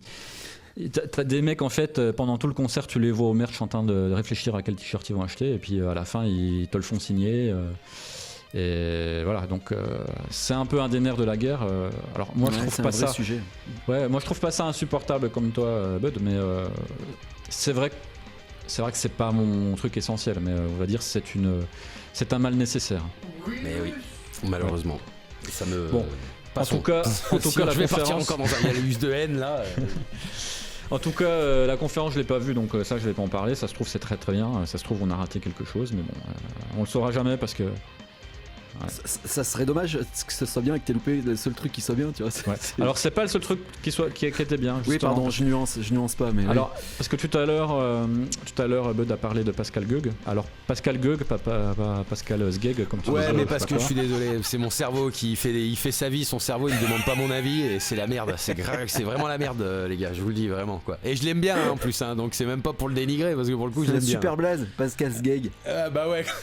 Non, c'est Pascal Gueug et c'est un mec très sympa qui vient pas du métal à l'origine, qui vient plutôt du hip-hop et donc il est en partie décrié pour ça. N'empêche que lui, il a des connaissances du milieu institutionnel. Lui aussi, c'est quelqu'un qui veut faire son trou. Il faut pas dire le contraire. Il veut faire son trou dans un espace vacant, mais lui, il a la capacité de le faire. Déjà, il a les qualités humaines pour le relationnel. Il aime quand même le métal, on peut pas dire qu'il aime pas le métal. Il est très sympathique et puis ce qu'il propose c'est intéressant pour les artistes et moi je défends toujours les artistes en premier et donc ce qui me le rend sympathique. D'ailleurs je l'ai interviewé dans le secret des dieux pour expliquer ce qu'était la Fédération des musiques métalliques et puis je trouve que c'est plutôt bien. Et ben donc, heureusement que tu fais ça parce que tu vois, moi je partais du espèce de connard, t'as pas à parler en notre nom, ta fédération tu te la fourres au cul, un entretien dans le secret des dieux, putain. putain il est cool, heureusement qu'il y a des mecs comme ça en fait, et heureusement qu'il y a des mecs comme toi et comme lui pour dire justement putain mais vas-y mais sors de ta bulle, sors de tes préjugés, parce qu'en fait il y a des mecs, ils ont beau essayer d'institutionnaliser leur démarche, ils n'en sont pas moins des grands fans de métal qui pensent à l'artiste. Donc j'en profite 2 secondes pour reluire un peu le polichon là, tu vois, pour mettre un petit peu le gland au vif, mais merci les gars, merci beaucoup. Mais moi en fait je partais aussi sur des a priori négatifs, parce que j'ai mon côté gatekeeper aussi. Je me suis dit c'est qui cet opportuniste au début, que je vois partout, je comprends pas ce qu'il fait, je comprends pas ce qu'il veut, et donc en fait je me suis juste dit bon bah c'est quoi ce truc qu'il nous fait là, alors je l'invite, il va nous en parler, puis si c'est de la merde son truc, et il va se décrédibiliser tout seul. Mais c'est pas du tout ce qui s'est passé. Il a expliqué son truc, c'était intéressant, et moi j'ai trouvé ça bien, et je trouve que c'est positif. Donc, alors pourquoi on parle de Pascal Goeck, c'est parce que ensuite, dans le colloque, c'est une table ronde sur la rémunération et la valorisation des artistes. Alors moi, c'est la seule conférence que j'ai trouvée intéressante, honnêtement, j'ai trouvé ça bien. Alors la présentation a été assurée par quelqu'un d'autre, donc c'était pas par Monsieur France Inter là.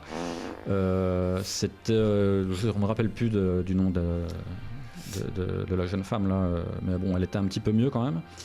Et puis j'ai trouvé que les intervenants étaient de meilleure qualité. Alors il y avait Pascal, voilà, ça on l'a déjà dit, il s'est fait beaucoup traiter d'opportuniste, mais moi je trouve pas, je trouve que on a besoin de gens comme lui qui connaissent l'institutionnel et puis qui sont capables de faire des ponts. Alors on a Alexandre Maheu de la SACEM, alors lui je l'ai déjà interviewé aussi dans Le Secret des Dieux, il a parlé de la SACEM et puis pourquoi il pouvait être important et intéressant pour les artistes de s'inscrire à la SACEM et de déposer leur œuvre. Alors il a beaucoup balayé de préjugés que moi-même je pouvais avoir sur la SACEM. D'ailleurs c'est marrant parce qu'il y a des gens qui étaient en dissonance cognitive totale vis-à-vis de ce qu'il a dit, et qui m'ont reproché de la faire venir et qui ont continué à dire n'importe quoi sur la SACEM. Alors que lui dit exactement l'inverse dans le podcast, et c'est fou qu'il y ait des gens qui demandes détestent... s'ils l'ont écouté le podcast en vrai, tu vois. Non mais il y a des gens qui détestent tellement la SACEM ou l'institution en général que même si quelqu'un te dit très clairement non, c'est pas ça la réalité, c'est ça la réalité, ils vont continuer à croire leur truc quoi. Ouais, mais parce que le mec parle de l'intérieur, c'est peut-être pour ça, tu vois. Est-ce que pourtant, je défends pas du tout les gens, les comploteurs, là, les machins. Je comprends, mais en fait, tu trouves pas que quand on est face à un Gugus, comme par exemple Jérôme Guibert, ou quand on est face à des mecs qui connaissent leur truc, là, je sais pas si vous l'avez regardé celui-là, mais Alexandre Maheu, que ce soit là dans cette intervention ou que ce soit dans Le Secret des Dieux, c'est un mec qui est hyper pédagogue. Il est très très fort pour ça. Alors c'est pas pour rien qu'il a été embauché, je pense, c'est que il sait trouver les mots, il sait simplifier les choses, il sait trouver les bons arguments. C'est un très bon vendeur en fait. Lui, c'est le genre de mec, il met le pied dans la porte, tu lui achètes 15 encyclopédies sans t'en apercevoir. Et je trouve que du coup, c'est un mec de qualité parce que c'est un très bon interlocuteur. Et c'est Pascal en fait qui l'a fait venir, à mon avis. Je pense que c'est un intervenant de qualité. Ouais, mais je critique pas ça, mais c'est juste que je dis qu'il y a des gens qui seront plus. Les demeurés seront plus convaincus par Wikipédia que par un mec qui va expliquer les vrais rouages de l'intérieur. Tu vois, c'est comme ça que je veux le dire. Hein. Parce que vu qu'il parle de l'intérieur, il est pas, il est pas objectif quoi. Après, c'est de la merde. C'est clairement de la merde. Non, mais tu captes pourquoi justement les gens sont très méfiants face à ça. Mais après, c'est vrai qu'avec le gars de Sony là, j'ai perdu son nom aussi là, j'ai fait le con. Et du coup, ils avaient un bon argument. Hein, c'est de dire à la fin, si vous récupérez pas votre thune, ça part en division entre les artistes qui y sont. Et en fait, c'est Maître Gims qui touche votre argent, tu vois. Vous êtes là à gueuler que le métal n'est pas reconnu, mais vous faites pas les démarches. Enfin, vous êtes là à gueuler qu'il n'y a pas d'argent dans le métal, mais vous faites pas les démarches pour récupérer votre thune en fait. Donc du coup, tu fais ok, effectivement, il y a une espèce de paradoxe, il y a un sac de nœuds très intéressant là-dedans. C'est une de celles que j'ai le plus bloqué, donc j'avoue, j'ai un peu à dire là-dessus. Je te laisse continuer, Sylvain. Ouais. Non, mais t'as tout à fait raison en fait. Et d'ailleurs, moi, je suis le premier concerné puisque moi, je dépose jamais mes œuvres. Pas par conviction ni rien, un peu par paresse, un peu par manque de professionnalisme, hein, je l'avoue complètement. Mais en fait, ce qui ressort beaucoup de cette conférence-là, c'est que le métal, la professionnalisation du métal pour beaucoup d'artistes, au moins arriver un minimum dans le monde du semi-professionnel, ça pourrait passer aussi par le fait d'aller déposer ses œuvres, de faire les démarches en fait institutionnelles nécessaires, donc faire ça, aller chercher des subventions quand il y en a, mais il faut avouer qu'on a tous la flemme de le faire, et ceux qui n'ont pas la flemme de le faire, ils bénéficient de beaucoup de choses parce que ils se cassent le cul. Moi, on m'a présenté un groupe comme Clone comme un groupe gratteur de subventions. Clone, vous connaissez. Oui. Moi, je vois pas ça du tout comme ça. Je me dis, si Clone se fait chier à faire des dossiers, à aller chercher, à aller se renseigner, tout ça, ils méritent tout à fait leur subvention, puisqu'il y a ça en France, donc autant les prendre. Voilà, plutôt que les laisser à MJC qui font de la hip-hop de merde là, allez, si vous êtes d'authentiques artistes, allez chercher des sous là où il y en a, quoi. Bah c'est ça, mais après ça reste justement, tu vois, moi le parallèle je le vois là-dedans parce que du coup je suis victime de ce genre de truc là, j'ai eu ces préjugés justement avant d'écouter cet épisode sur la SACEM, mais c'est toujours ce côté le métal a pour essence de ne pas être institutionnalisé, c'est pour ça qu'il y a cette putain de dissonance cognitive là-dedans que je trouve justement et qu'on s'aperçoit de cette gentrification, mais c'est parce que justement j'ai l'impression que l'essence du métal c'est pas de dire alors pour mes papiers parce que concernant la subvention, ben non en fait on avait besoin de 30 litres de sang, des porcs morts, des feux d'artifice, c'est ça qu'on avait besoin pour notre concert, on n'avait pas besoin d'avoir des papiers, des machins, sauf que à un moment il faut payer le loyer quoi. Puis quand tu vois le prix des cordes maintenant, tu dis bon faut peut-être un petit peu penser thunes parce que là ça commence à devenir compliqué quoi. Ouais, on parle même pas de sang ou de porc, on parle d'une guitare ou une corde ou juste tu vois mais des trucs de base, faire de la musique en fait. En fait quand tu demandes ça à un musicien il te dit moi je fais de la musique, tout ce qui est à côté. Il y en a qui sont des précurseurs, il y en a qui sont des avant-gardistes, qui aiment faire de visuels, qui aiment faire de la com, qui aiment faire tous ces trucs-là. Mais je veux dire, quand tu prends un fond de moi, la plupart des musiciens à qui j'ai parlé, ils font de la musique. Fin, c'est tout. Donc tout le reste, ça leur fait chier. Ils le font pas avec le cœur. Donc forcément, quand tu leur dis ouais, faut faire des papiers, faut faire des démarches pour récupérer des thunes. Justement, quand tu lis la juriste de Season of Mist, comme je disais tout à l'heure, qui disait que 70% des groupes ils vivent pas de leur musique et que loi de Pareto oblige, t'en as que 20% qui accaparent 80% du biz. Tu dis non, mais en fait ça va demander beaucoup d'efforts, beaucoup de choses, et ces efforts tu les mets dans la composition, dans l'enregistrement, dans le fait de trouver des dates, qui est devenu un enfer complet, tu vois, pour trouver des dates. Et à la fin tu leur dis maintenant qu'il te reste 2% d'énergie, au lieu d'aller tirer bobonne ou au lieu d'aller te faire un café ou de faire la vaisselle, il faudrait que tu contactes encore la SACEM pour déposer tes œuvres, pour essayer de gratter les 13 € que tu vas avoir annuellement à Maître Gims, parce que du coup c'est quand même un principe, tu vois ce que je veux dire, juste histoire de pas te faire baiser comme un naïf quoi, on va dire entre guillemets quoi. Et Clone, tu peux pas leur jeter la pierre parce qu'ils vont chercher un truc auquel ils ont droit, tu vois, donc bah ouais, exactement. Bah ouais. Exactement. Et en fait, moi, comme tout Français qui se respecte, je suis totalement dans cette dissonance cognitive. J'ai à peu près ce problème-là, c'est-à-dire que à la fois cette gentrification, cette institutionnalisation, je la rejette en partie, mais en même temps, je peux pas nier en tant qu'artiste qu'elle me serait bénéficiaire à plein de points de vue. Ouais. Voilà. Donc moi je suis tout simplement immobile face à ça, je suis comme un écureuil dans les phares d'une voiture, mais il faudrait que je me bouge le cul et que je me dise bah ouais, il y a des subventions, il y a tout ça à prendre, si ça peut faciliter notre vie d'artiste, il faudrait y aller. Et j'ajouterais qu'en Suède on a beaucoup de groupes, y compris de métal extrême, qui derrière les tatouages, derrière les lyrics de gros guerriers et puis tout ça, il y a une vraie carrière, parce que eux ils ont su bénéficier de tout ce que leur pays met à leur disposition. Ils ont bénéficié des salles de répète gratos, ils ont bénéficié de subventions, des mises en avant par le ministère de la Culture, des subventions, j'ai peut-être déjà dit, de tout ce qui en fait est mis en place pour pouvoir exporter la musique suédoise à l'étranger, et y compris le métal, parce qu'eux il n'y a aucune limite de genre. Et peut-être qu'on devrait prendre exemple sur eux, et c'est pour ça qu'il y a une telle professionnalisation chez les artistes scandinaves en général, mais en particulier en Suède. Entièrement d'accord, j'enlèverai juste le peut-être. C'est clairement, il faut faire comme ça quoi. Quand je vois que un des groupes phares sur lequel je me base, qui s'appelle Cult of Luna, que vous devez peut-être connaître, et qu'il y a un des membres de Cult of Luna qui est un juge d'une espèce de la Suède un incroyable talent, ou tu vois un peu l'équivalent The Voice, tu vois le niveau d'acceptation sociale et d'acceptation culturelle est démentiellement plus haut quoi. Quand tu vois qu'il reste encore des réfractaires et des vieux boomers de merde qui sont foutus de te regarder comme un uluberlu, alors que tu lui dis oh mais mec, tu sais que jouer de la guitare, jouer de la batterie, jouer de la basse, tu le fais pas en claquant des doigts, ça s'apprend trop du cul. On n'est pas des saltimbanques qui appuyant sur un bouton play et juste voilà, tu respectes notre art, respecte le travail que ça correspond, que ça soulève en fait tout ça, tu vois. Donc ouais, moi je suis plutôt d'accord avec ce modèle là, ça a toujours été un principe de base de se dire putain mais le modèle islandais, mais qu'est-ce que je dis, le modèle le modèle du Nord, le nordique, merci, il est quand même assez exemplaire quoi. Je suis peut-être pas parfait, je connais pas l'intégralité du modèle, mais je pense que on pourrait se baser là-dessus en France. Mais c'est pas demain la veille Coco. Puis pour mettre qui, c'est pour mettre qui, Stéphane Non mais Moyes justement J'allais dire ça en même temps, alors, désolé pour la formule très macroniste, mais en même temps, si on avait Stéphane Burier qui était invité comme jury à Nouvelle Star, The Voice ou je sais pas quoi, on serait pas content. Ouais, voilà, on serait pas content. Déjà, on serait pas content, on dit, mec, ce qu'il va foutre là, c'est un métalleux, il va être dans ces trucs de merde. Encore Stéphane Burier, il n'y a personne d'autre. Ouais, voilà, on serait pas content, on gueulerait. Ça, c'est notre dissonance cognitive en France.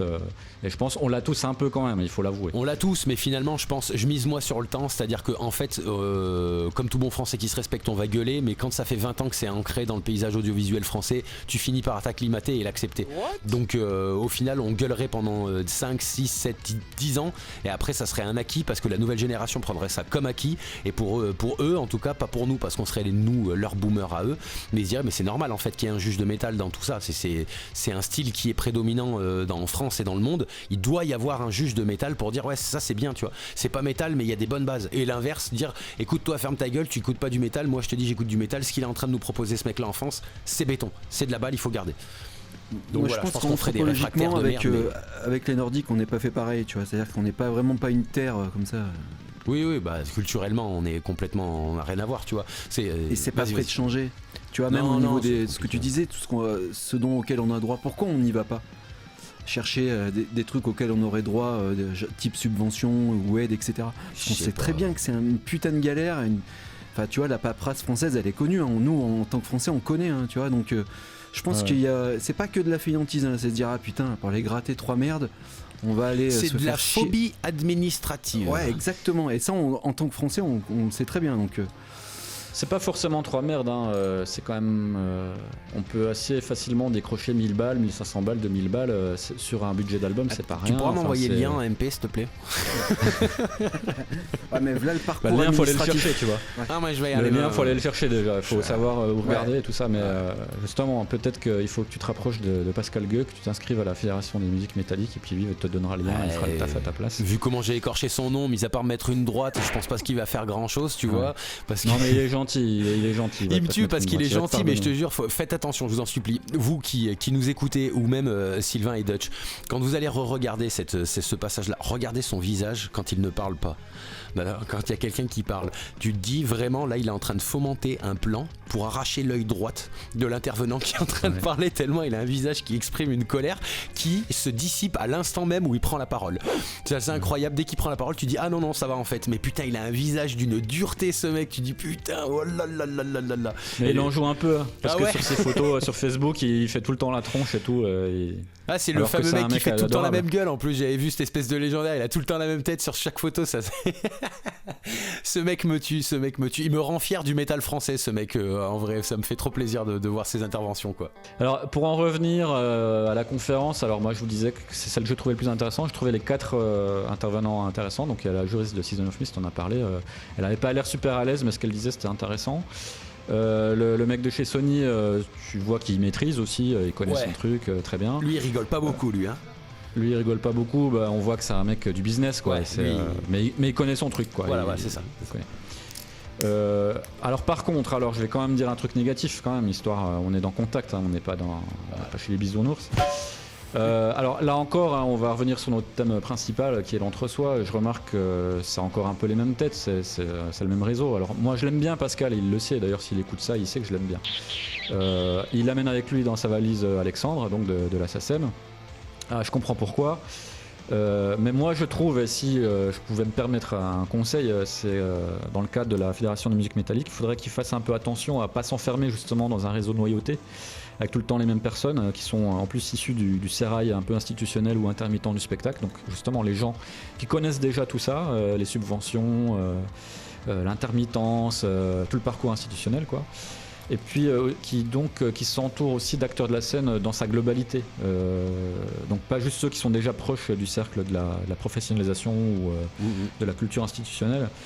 Parce que eux, ça on l'a déjà dit à plusieurs reprises, ils représentent en fait qu'une infime partie de la scène. Donc la même constat que la conférence avec Stéphane Burier, c'est les gens qui sont là, ils représentent finalement pas grand monde dans la scène métal. La scène métal est beaucoup plus large que ça et il y a beaucoup de gens qui sont des amateurs ou des semi-professionnels. Et eux, ils auraient besoin aussi finalement qu'on leur donne un coup de pouce, s'il y a un coup de pouce à donner.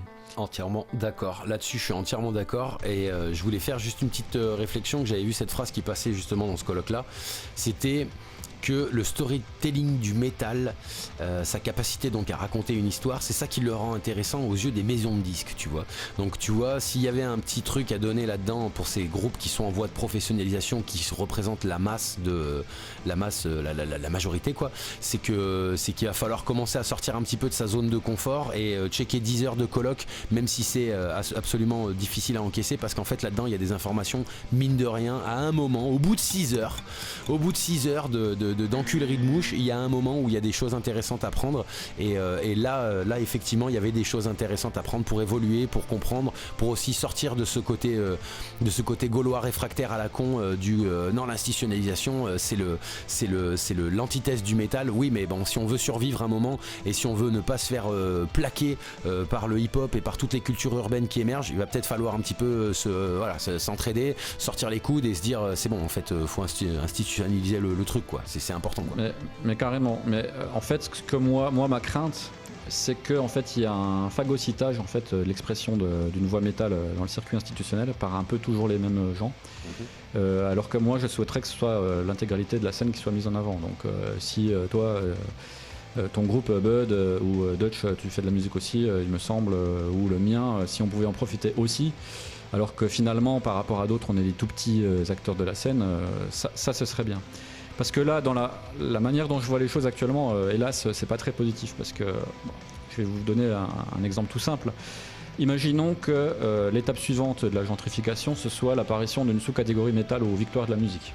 Okay. Là, vous savez sans doute qu'à la SACEM, maintenant, on peut déposer une œuvre comme métal. C'est tout récent. Avant, on pouvait pas. C'était rock. Il n'y avait pas de catégorie métal. Ouais, maintenant, ce que je disais dans l'épisode précédent, c'est qu'on n'était pas reconnus en fait dans le. Voilà. Ouais, ça a changé il y a peu. Hein. Cette reconnaissance est en train d'arriver, et donc on pourrait imaginer que d'ici quelques années, il y a une catégorie métal aux victoires de la musique. Ça existe dans d'autres pays. Hein. Il y a ça dans des pays anglo-saxons. On voit ça en Norvège, en Suède. Alors en Norvège, c'est particulièrement frappant, hein, parce que c'est ouvert à absolument tous les artistes de métal. Je crois que Satyricon a été récompensé, Enslaved, enfin des groupes de black metal quand même. Donc c'est pas. Alors ils en ont beaucoup en Norvège, c'est sûr, mais quand même. Hein. Quand on compare avec l'état de la France, c'est quand même étonnant. Là, dans la situation actuelle, ce que je crains, c'est que si ça devait arriver en France, les nominations d'artistes, en fait, ce serait un petit peu justement dans un cercle de tous ces groupes qui naviguent déjà en fait dans un truc un peu institutionnel, ou alors des groupes qui ont déjà beaucoup de succès. Mais oui. Imaginons qu'en 2025 il y ait la catégorie métal, il y aura qui ? Il y aura Gojira, il y aura Rise of the North Star, il y aura Len Marks, Massisteria, Ultra Vomit, Tagada Jones. Voilà. Alors on aurait des sous-trucs, le métal comique. Voilà, et imaginons que Ultra Vomit remporte le truc. Vous voyez comment le métal serait représenté, ou Tagada Jones, ce qui sont. Alors, c'est pas pour parler de la qualité de ce qu'ils font, mais c'est pas du tout représentatif du métal, et notamment ce qui est fait en France. Donc, voilà, ça me semble compliqué. Il faudrait aller chercher un peu plus loin. Donc voilà, ma crainte, c'est que ça devienne ça. Ça nous ferait chier, je pense. Mais oui, instantanément, on ferait les bons Français. Dissonance cognitive, pareil. Ouais, bien sûr. Non, mais je n'adhère pas à ce principe-là. On dirait ça, je pense, tu vois. Parce qu'on veut être, comment dire, un petit peu à part, on veut se mettre à part. Marginaux. Je pense. Ouais. Très honnêtement. Je pense aussi. Je pense ça nous ferait chier, ça nous ferait vomir. Ouais. Parce que ça serait toujours les mêmes en plus. Enfin, il semble quand même que ça paraîtrait comme ça. Hein. Je pense. Moi, ça me ferait pas vomir si dans les nominations ou dans les victoires, il y a des groupes qui ne sont pas ceux que j'ai cités. Oui, non, mais ça serait pas le cas, je pense, très honnêtement. Oui, voilà, c'est pour ça que j'ai cette crainte, c'est que je crains qu'actuellement ça puisse pas être ouvert à autre chose que ça, et quelque part c'est dommage, parce que dans d'autres pays c'est déjà mûr, et on va aller récompenser des groupes vraiment bons sur le plan artistique, pas des groupes qui ont déjà su comment se faire connaître des institutionnels, des médias, qui ont déjà un gros succès, et puis du coup qui limitent en fait à une toute petite frange. Et finalement, dans l'ensemble de ces conférences qu'on va retenir, on est sur un sujet que aime beaucoup Bud, ce qui est l'entre-soi, c'est que on risque d'avoir en fait une espèce de gratin. Alors je dis pas gratin au sens meilleur du terme, mais un gratin au sens culinaire, au sens dauphinois. C'est qu'on a juste la surface, on a juste le haut de quelque chose, et puis en fait tout l'iceberg, tout ce qui est en dessous, on le voit pas et reste complètement invisible. Et on parle du métal au nom de groupes qui ne le représentent pas. Et puis toi, t'es là, tu fais ton métal, et puis on te dit, oui, bah métal. Ah ouais, il y avait Landmark à la télé l'autre jour, Victoire de la musique. Bah oui, bah non, Coco, moi c'est pas ça que je fais. Ça n'a rien à voir. Et puis j'ai rien à voir avec ce monde non plus. J'ai pas plus d'affinité avec ce monde-là qu'avec celui du hip-hop ou quoi que ce soit. C'est ça. Donc il y aurait quelque part un vol, et c'est ça qui risque de gêner. Mais c'est ce qui va arriver forcément. Enfin, après, ça c'est ma vision. Je vous impose pas ça, mais c'est ma vision parce que c'est ce qui s'est passé avec le rap. Étant un gros initié du rap et ayant eu les jambes dedans bien avant le métal, tu vois. En fait, c'est ce qui s'est passé avec le rap. Et il y a beaucoup de mecs qui ont gueulé en disant ils nous ont volé notre rap. Ils nous ont volé notre rap parce qu'à la fin il y avait quelque chose de très contestataire, très violent, très dark et tout ça, tu vois. Et au final, ce qui en est ressorti, c'est des artistes hyper pop urbaine comme plein, comme je sais pas, je vais dire au pif Youssoupha ou je sais pas quoi. Et les mecs en fait ils représentent que trop peu de la face du métal, de la face du hip-hop en France, tu vois. Et je pense qu'on va forcément, à moins qu'on ait des gatekeepers qui soient aussi impliqués dans l'institution et qui soient aussi pesants que les mecs qu'on a eu dans le colloque, je pense qu'on va forcément avoir cette phase de sombrage où on va dire bah voilà, en fait les mecs ils vont s'accaparer ça. Il va y avoir une élite avec un gratin bien cramé de la tête là où ils vont récupérer une grosse partie des bénéfices et une grosse partie du pognon que peut générer le métal, et derrière il va y avoir 3 francs 6 sous pour les petits connards jusqu'à ce que les mecs découvrent qu'en fait pour pouvoir monter il va falloir sucer encore une fois et pas qu'un peu. Tu sais pas le nombre de mecs et tu sais pas la qualité du sgeg que tu vas sucer, mais il va falloir que tu le fasses par contre, ça c'est sûr, hein. Si tu veux récupérer ta thune, il y a forcément un moment où il va falloir y aller quoi, ça c'est sûr. Et bien sûr que ça me fait peur, et je pense que franchement en vrai c'est ce qui va arriver, mais bon après on peut partager ça. Qu'est-ce que t'en penses toi justement, Dutch, histoire de faire un peu de débat, un peu de ping-pong, et toi tu veux nuancer ça toi? Bah, je veux nuancer ça parce que je pense que pour le hip-hop, c'est pas du tout. En fait, c'est pas que c'est pas que la seule chose qui a compté. C'est-à-dire qu'il y a le pas de vague aussi. Hein. Il y a le côté, il y a un petit côté, on va dire politique dans le rap.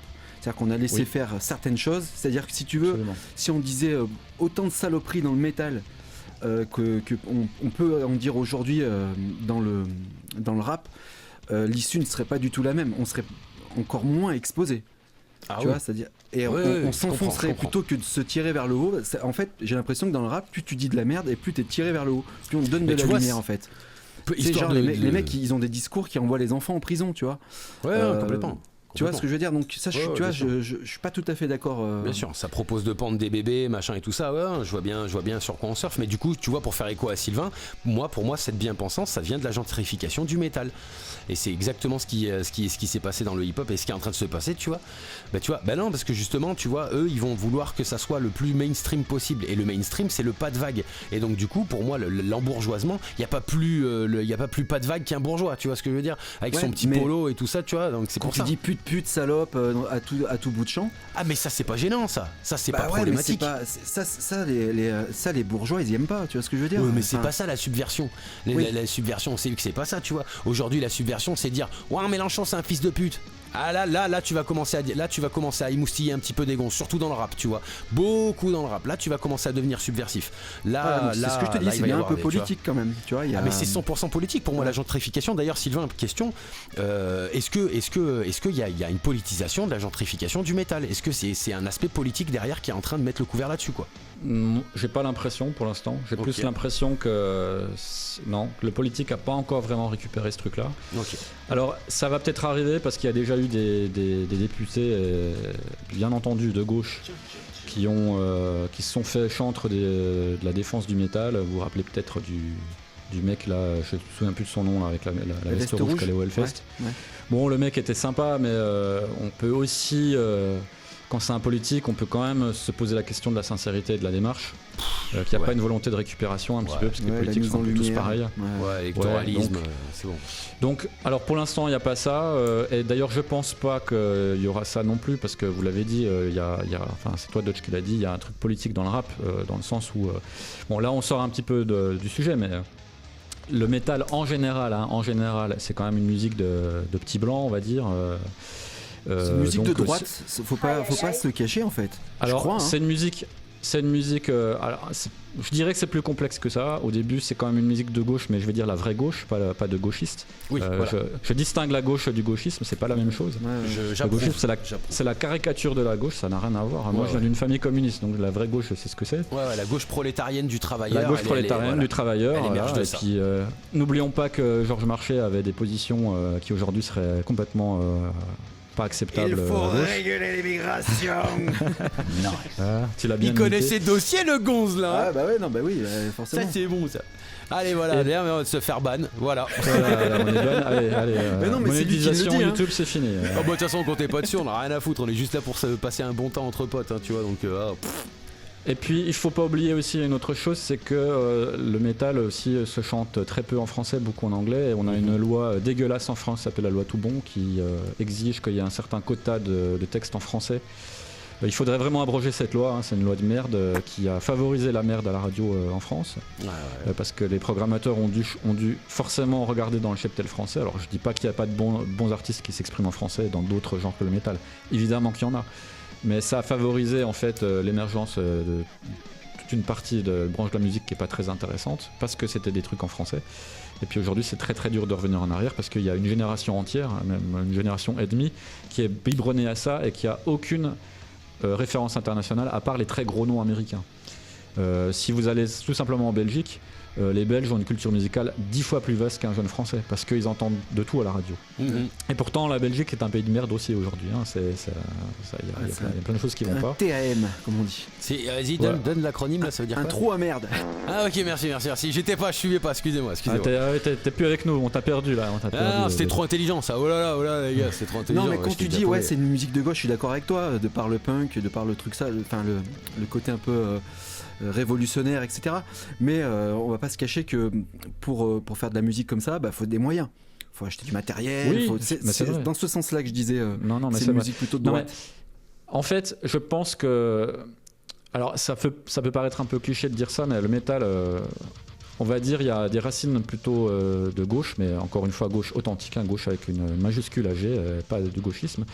Mais des valeurs de gauche d'autrefois, aujourd'hui, se retrouvent à droite et plus à gauche. Je pense que c'est pour ça que tu dis ça. Il y a aussi quand même des valeurs de travail, d'abnégation, de discipline et tout ça, qui avant existaient à gauche, qui n'existent plus à gauche aujourd'hui. Aujourd'hui, c'est je fais ma victime et puis je vais me plaindre et puis je vais essayer de gratter quelque chose. Et puis ces valeurs-là se sont retrouvées à droite par la force des choses, parce qu'il fallait bien qu'elles se retrouvent quelque part, parce qu'il y a des gens qui y croient toujours. Et donc le métal, ça fait partie des transformations et de la gentrification du métal. Aujourd'hui, tu as plus de chances de trouver un mec qui gagne bien sa vie au Hellfest qu'un fils d'ouvrier, ça c'est clair. Déjà, il faut avoir les moyens. Les moyens. Donc à la fête de l'humain, ouais. Avec leur putain de saucisses de merde à 6 € dégueulasse, trop cramées. C'est la des moutarde, merguez, c'est pas des saucisses. Ouais, merguez, Voilà. pardon. Rien que ce qu'on a dit là depuis 10 minutes, en fait, c'est des choses qu'on aurait dû entendre dans le colloque. Oui. Hein, pour essayer de remettre un petit peu sur les rails le truc. Là, je fais le taf de Bud là. Ouais. Mais putain, j'étais en train de le formuler dans ma tête. T'es en train de ouais. Merci. Non, mais là, vous avez merci. senti l'expérience du mec qui a fait plus de 100 épisodes de podcast. Là, Ah quand mais même. complètement. J'allais faire le parallèle avec l'accessibilité, tu vois, l'inclusion et l'accessibilité du colloque Ouais. qui suit, et avec ce côté gauche, de gauche, hein, avec le grand G qui fait partie de ça aujourd'hui, de cette inclusion, de cette accessibilité. Donc je te laisse dérouler. Alors justement, oui, très bonne transition. Alors j'ai été quand même assez désagréable jusqu'à présent, je pense, avec le colloque. Je pense que vous n'allez pas le nier, donc je vais essayer de l'être un petit peu moins là. Donc je vais pas trop parler de ces deux conférences parce que je risque d'être désagréable une fois de plus. Donc il y en a une sur l'inclusion et l'accessibilité.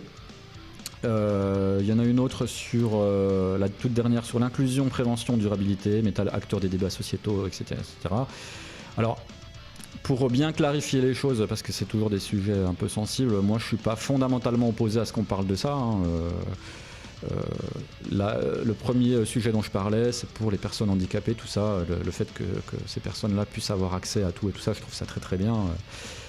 Tout comme, évidemment, personne ne va dire je suis pour le viol, les attouchements sexuels, les ceci, les cela, personne ne va dire ça. Je trouve Nous simplement... sommes pas tous Maître Lévy. Voilà, nous le sommes pas cyclope tous des Maître Carpates. Lévy. Je pense simplement que quand tu fais pour la première fois au Philharmonique de Paris un colloque sur le métal et que à peu près 15% du contenu est passé là-dessus alors que tu n'as pas fait d'historique, tu n'as pas expliqué ce qu'est le métal, je trouve que en fait ça fleure bon quasiment le wokisme. Je dis quasiment parce que bon, on n'est pas non plus dedans complètement. Ça me semble en fait moins important de consacrer de temps à ces sujets-là à ce stade-là de la présentation du truc, plutôt que parler de ce que j'ai dit, de l'historique et puis de la musique elle-même, dans des termes musicologiques. Donc voilà, moi je considère que quand l'histoire du style n'a pas été abordée une seule fois, même résumée, en 2024, en fait, si tu parles pas d'inclusivité, machin bidule, on va te taxer d'extrême droite. Donc j'imagine qu'ils se sont méfiés de ça, donc ils se sont dit il faut qu'on parle de ça. Ouais. Faut montrer patte blanche en fait, faut se soumettre Ils ont déjà à des une casseroles doxa. au cul en plus, donc genre le Hellfest, t'as déjà des grosses casseroles au cul. Ah oui, le Hellfest, oui. Enfin, ils ont des casseroles au cul, certes, mais sont-elles justifiées? Ça, c'est encore autre chose. Ouais, ils sont débat, accusés, on va dire. Ils sont accusés, ouais. Ils sont accusés. Voilà, donc là, il y a une soumission finalement intentionnelle en fait à une doxa, de peur de se faire critiquer. Vous n'avez pas parlé de ceci, de cela, parce qu'en 2024, il y a cette espèce de chape de plomb morale sur ces sujets-là. Maître Lévy. Le cyclope est de retour. Et donc en fait, moi, je conclus en disant que cette situation-là, c'est un petit peu cocasse dans le cadre du métal, parce que cette musique a eu, et a peut-être encore toujours un peu dans son ADN, le besoin d'être un vecteur de rébellion. Je pense que ce podcast-là, en tout cas Contact, en sera sûrement un des fleurons dans l'avenir. Pour l'instant, en tout cas, c'est une preuve, puisque là, on parle très librement, sans peur de se faire châtier ensuite. Absolument pas. Alors, pas par nous, le en métal. tout cas. Ouais, pas par nous. Pas par nous, après. mais par les gens qui vont les écouter et puis qui vont dire mais putain ces mecs, c'est qui ces mecs? C'est Comment des fachos, osent-ils en fait. Voilà, c'est des fachos. oui, évidemment. Mais ça va arriver, Ah non, simplement. moi je m'en bats les couilles alors là. Voilà, simplement nous trois on s'en bat les couilles, mais tout le monde n'est pas dans ce cas-là, parce que les gens en général ont un petit peu le trouillomètre à zéro. Que disais-je, le métal en fait c'est toujours aussi imposé comme un style anti-sectaire, anti-religieux. Et puis alors ça c'est aussi un de mes grands combats, on va dire, c'est que il y a aujourd'hui dans beaucoup de combats gauchistes, wokistes, etc., il y a un aspect complètement religieux. Ce sont des doctrines, les doctrines d'inclusivité, machin bidule, et tout ce que tu veux. Oui, sectaire, religieux, parce qu'en fait c'est pas basé sur du rationnel, c'est basé sur des croyances et puis une espèce de livre qu'on apprend par cœur et puis qu'on récite, qu'on débite sans jamais regarder le réel. Et puis ça, je le trouve vraiment paradoxal avec en fait l'esprit authentique du métal, du moins du métal que moi j'ai connu avant qu'il se gentrifie, et puis qui est aussi le métal que j'aime, donc le métal qui en fait est prêt à te dire merde quand il est pas d'accord, et puis quand il veut pas de ton truc, et puis qu'il a envie de s'exprimer librement. T'as quelques exemples à nous donner comme ça de métal que tu aimes? Comme ça, juste. De groupe ou de. De groupe ou de genre, même si tu veux.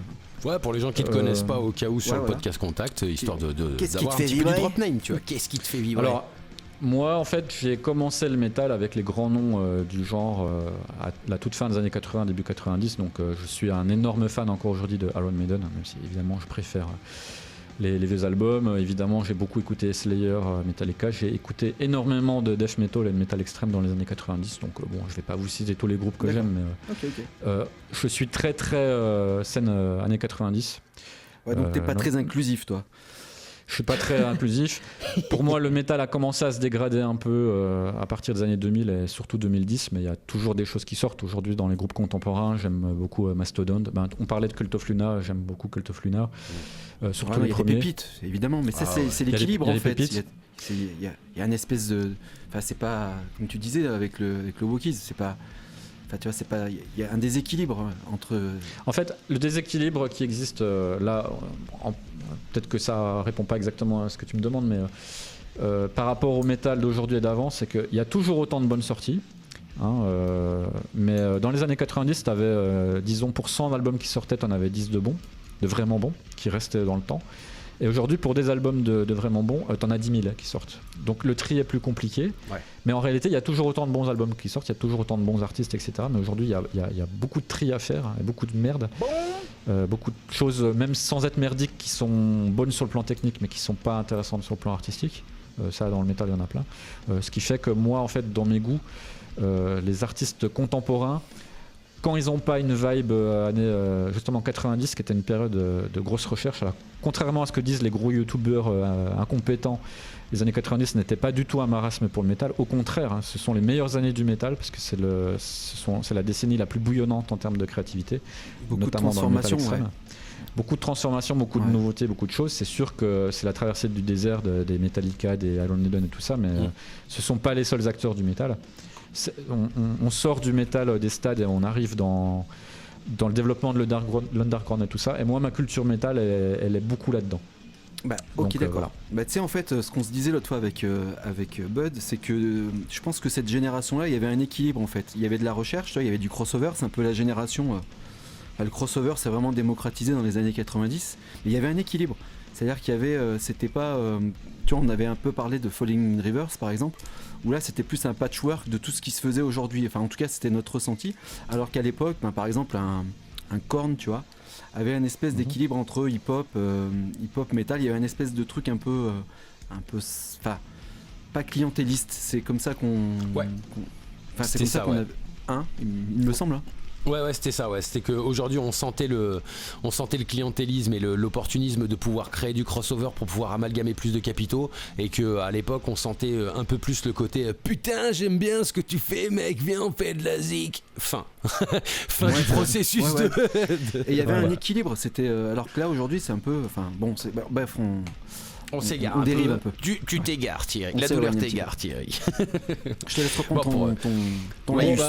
On va centraliser. Moi j'ai fait le tour de ce que j'avais à dire. Donc vous avez vu, j'ai quand même décelé de mon humble point de vue beaucoup de médiocrité. J'ai trouvé que ce colloque, même si c'était intéressant dans l'absolu d'en organiser un, c'est un peu un pétard mouillé. Il fallait beaucoup trier pour trouver des informations intéressantes. J'ose espérer que lors de la tenue d'un autre événement du même genre, on aura des journalistes notamment capables de poser des questions un peu mieux, et puis que certains intervenants vraiment médiocres et pas intéressants soient écartés au profit de gens plus intéressants. Et donc voilà, si on a la chance d'être écouté par des gens qui ont leur mot à dire dans ce genre de choses, qui nous écoutent et qui nous fassent confiance aussi, parce que des Jérôme Guibert, des Madame Lagrélé, Dinan Weinstein, on aimerait bien en avoir moins, parce que voilà, c'est pas intéressant, ça apprend rien à personne, et puis ce sont des gens que vous subventionnez indirectement pour continuer à dire de la merde. Ok, un grand merci Sylvain. Est-ce que Dutch, tu veux nous faire aussi un topo de ce que tu as amalgamé pendant cette heure ? Si j'ai bien compris, le fond est bon, la forme est à discuter, quoi, en gros. C'est-à-dire que l'initiative est pas mauvaise en fait en soi. Non. Mais par contre, il faudrait peut-être virer quelques chaises et moi j'aimerais suplex.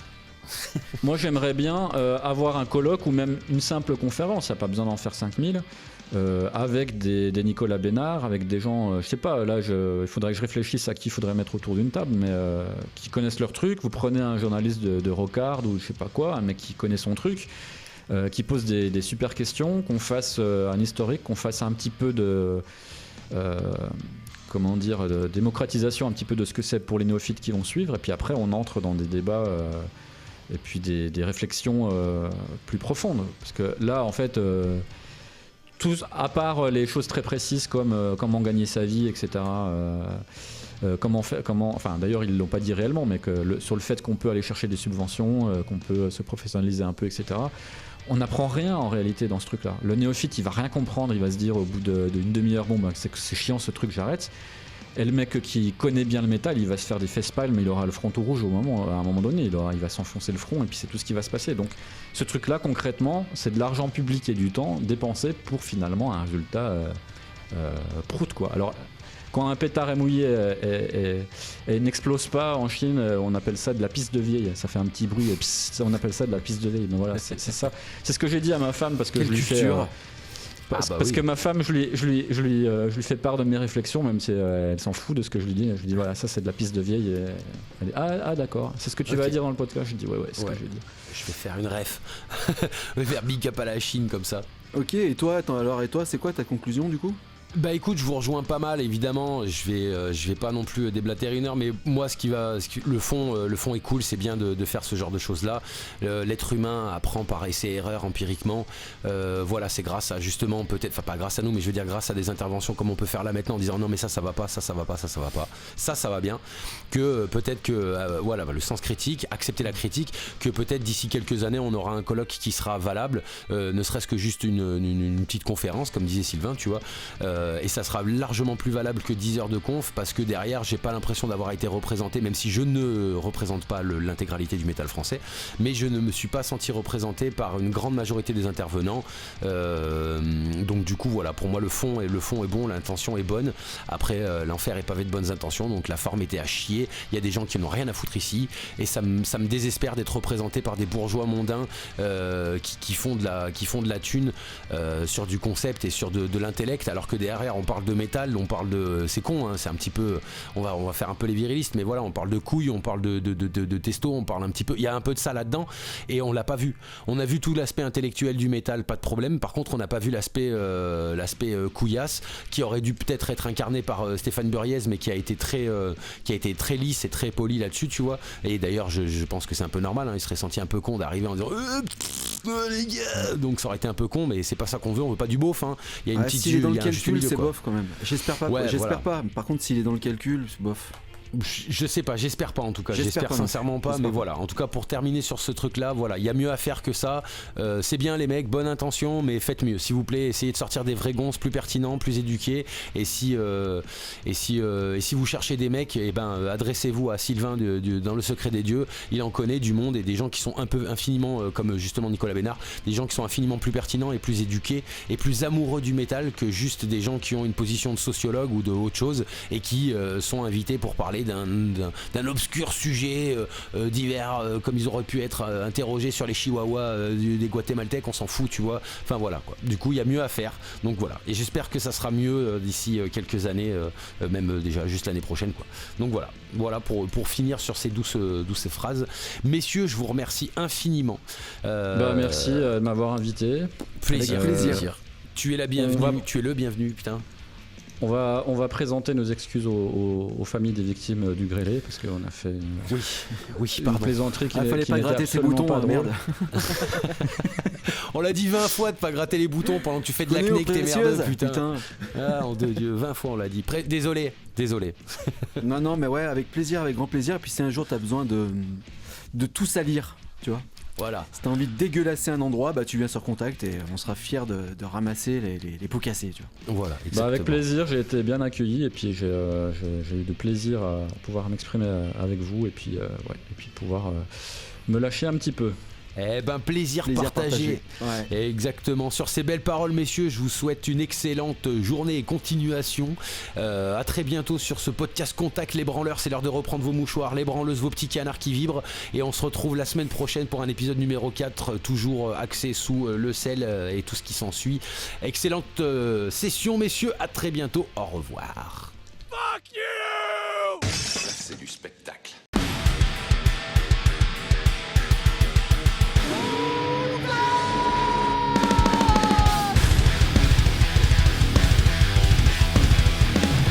Dutch bitch.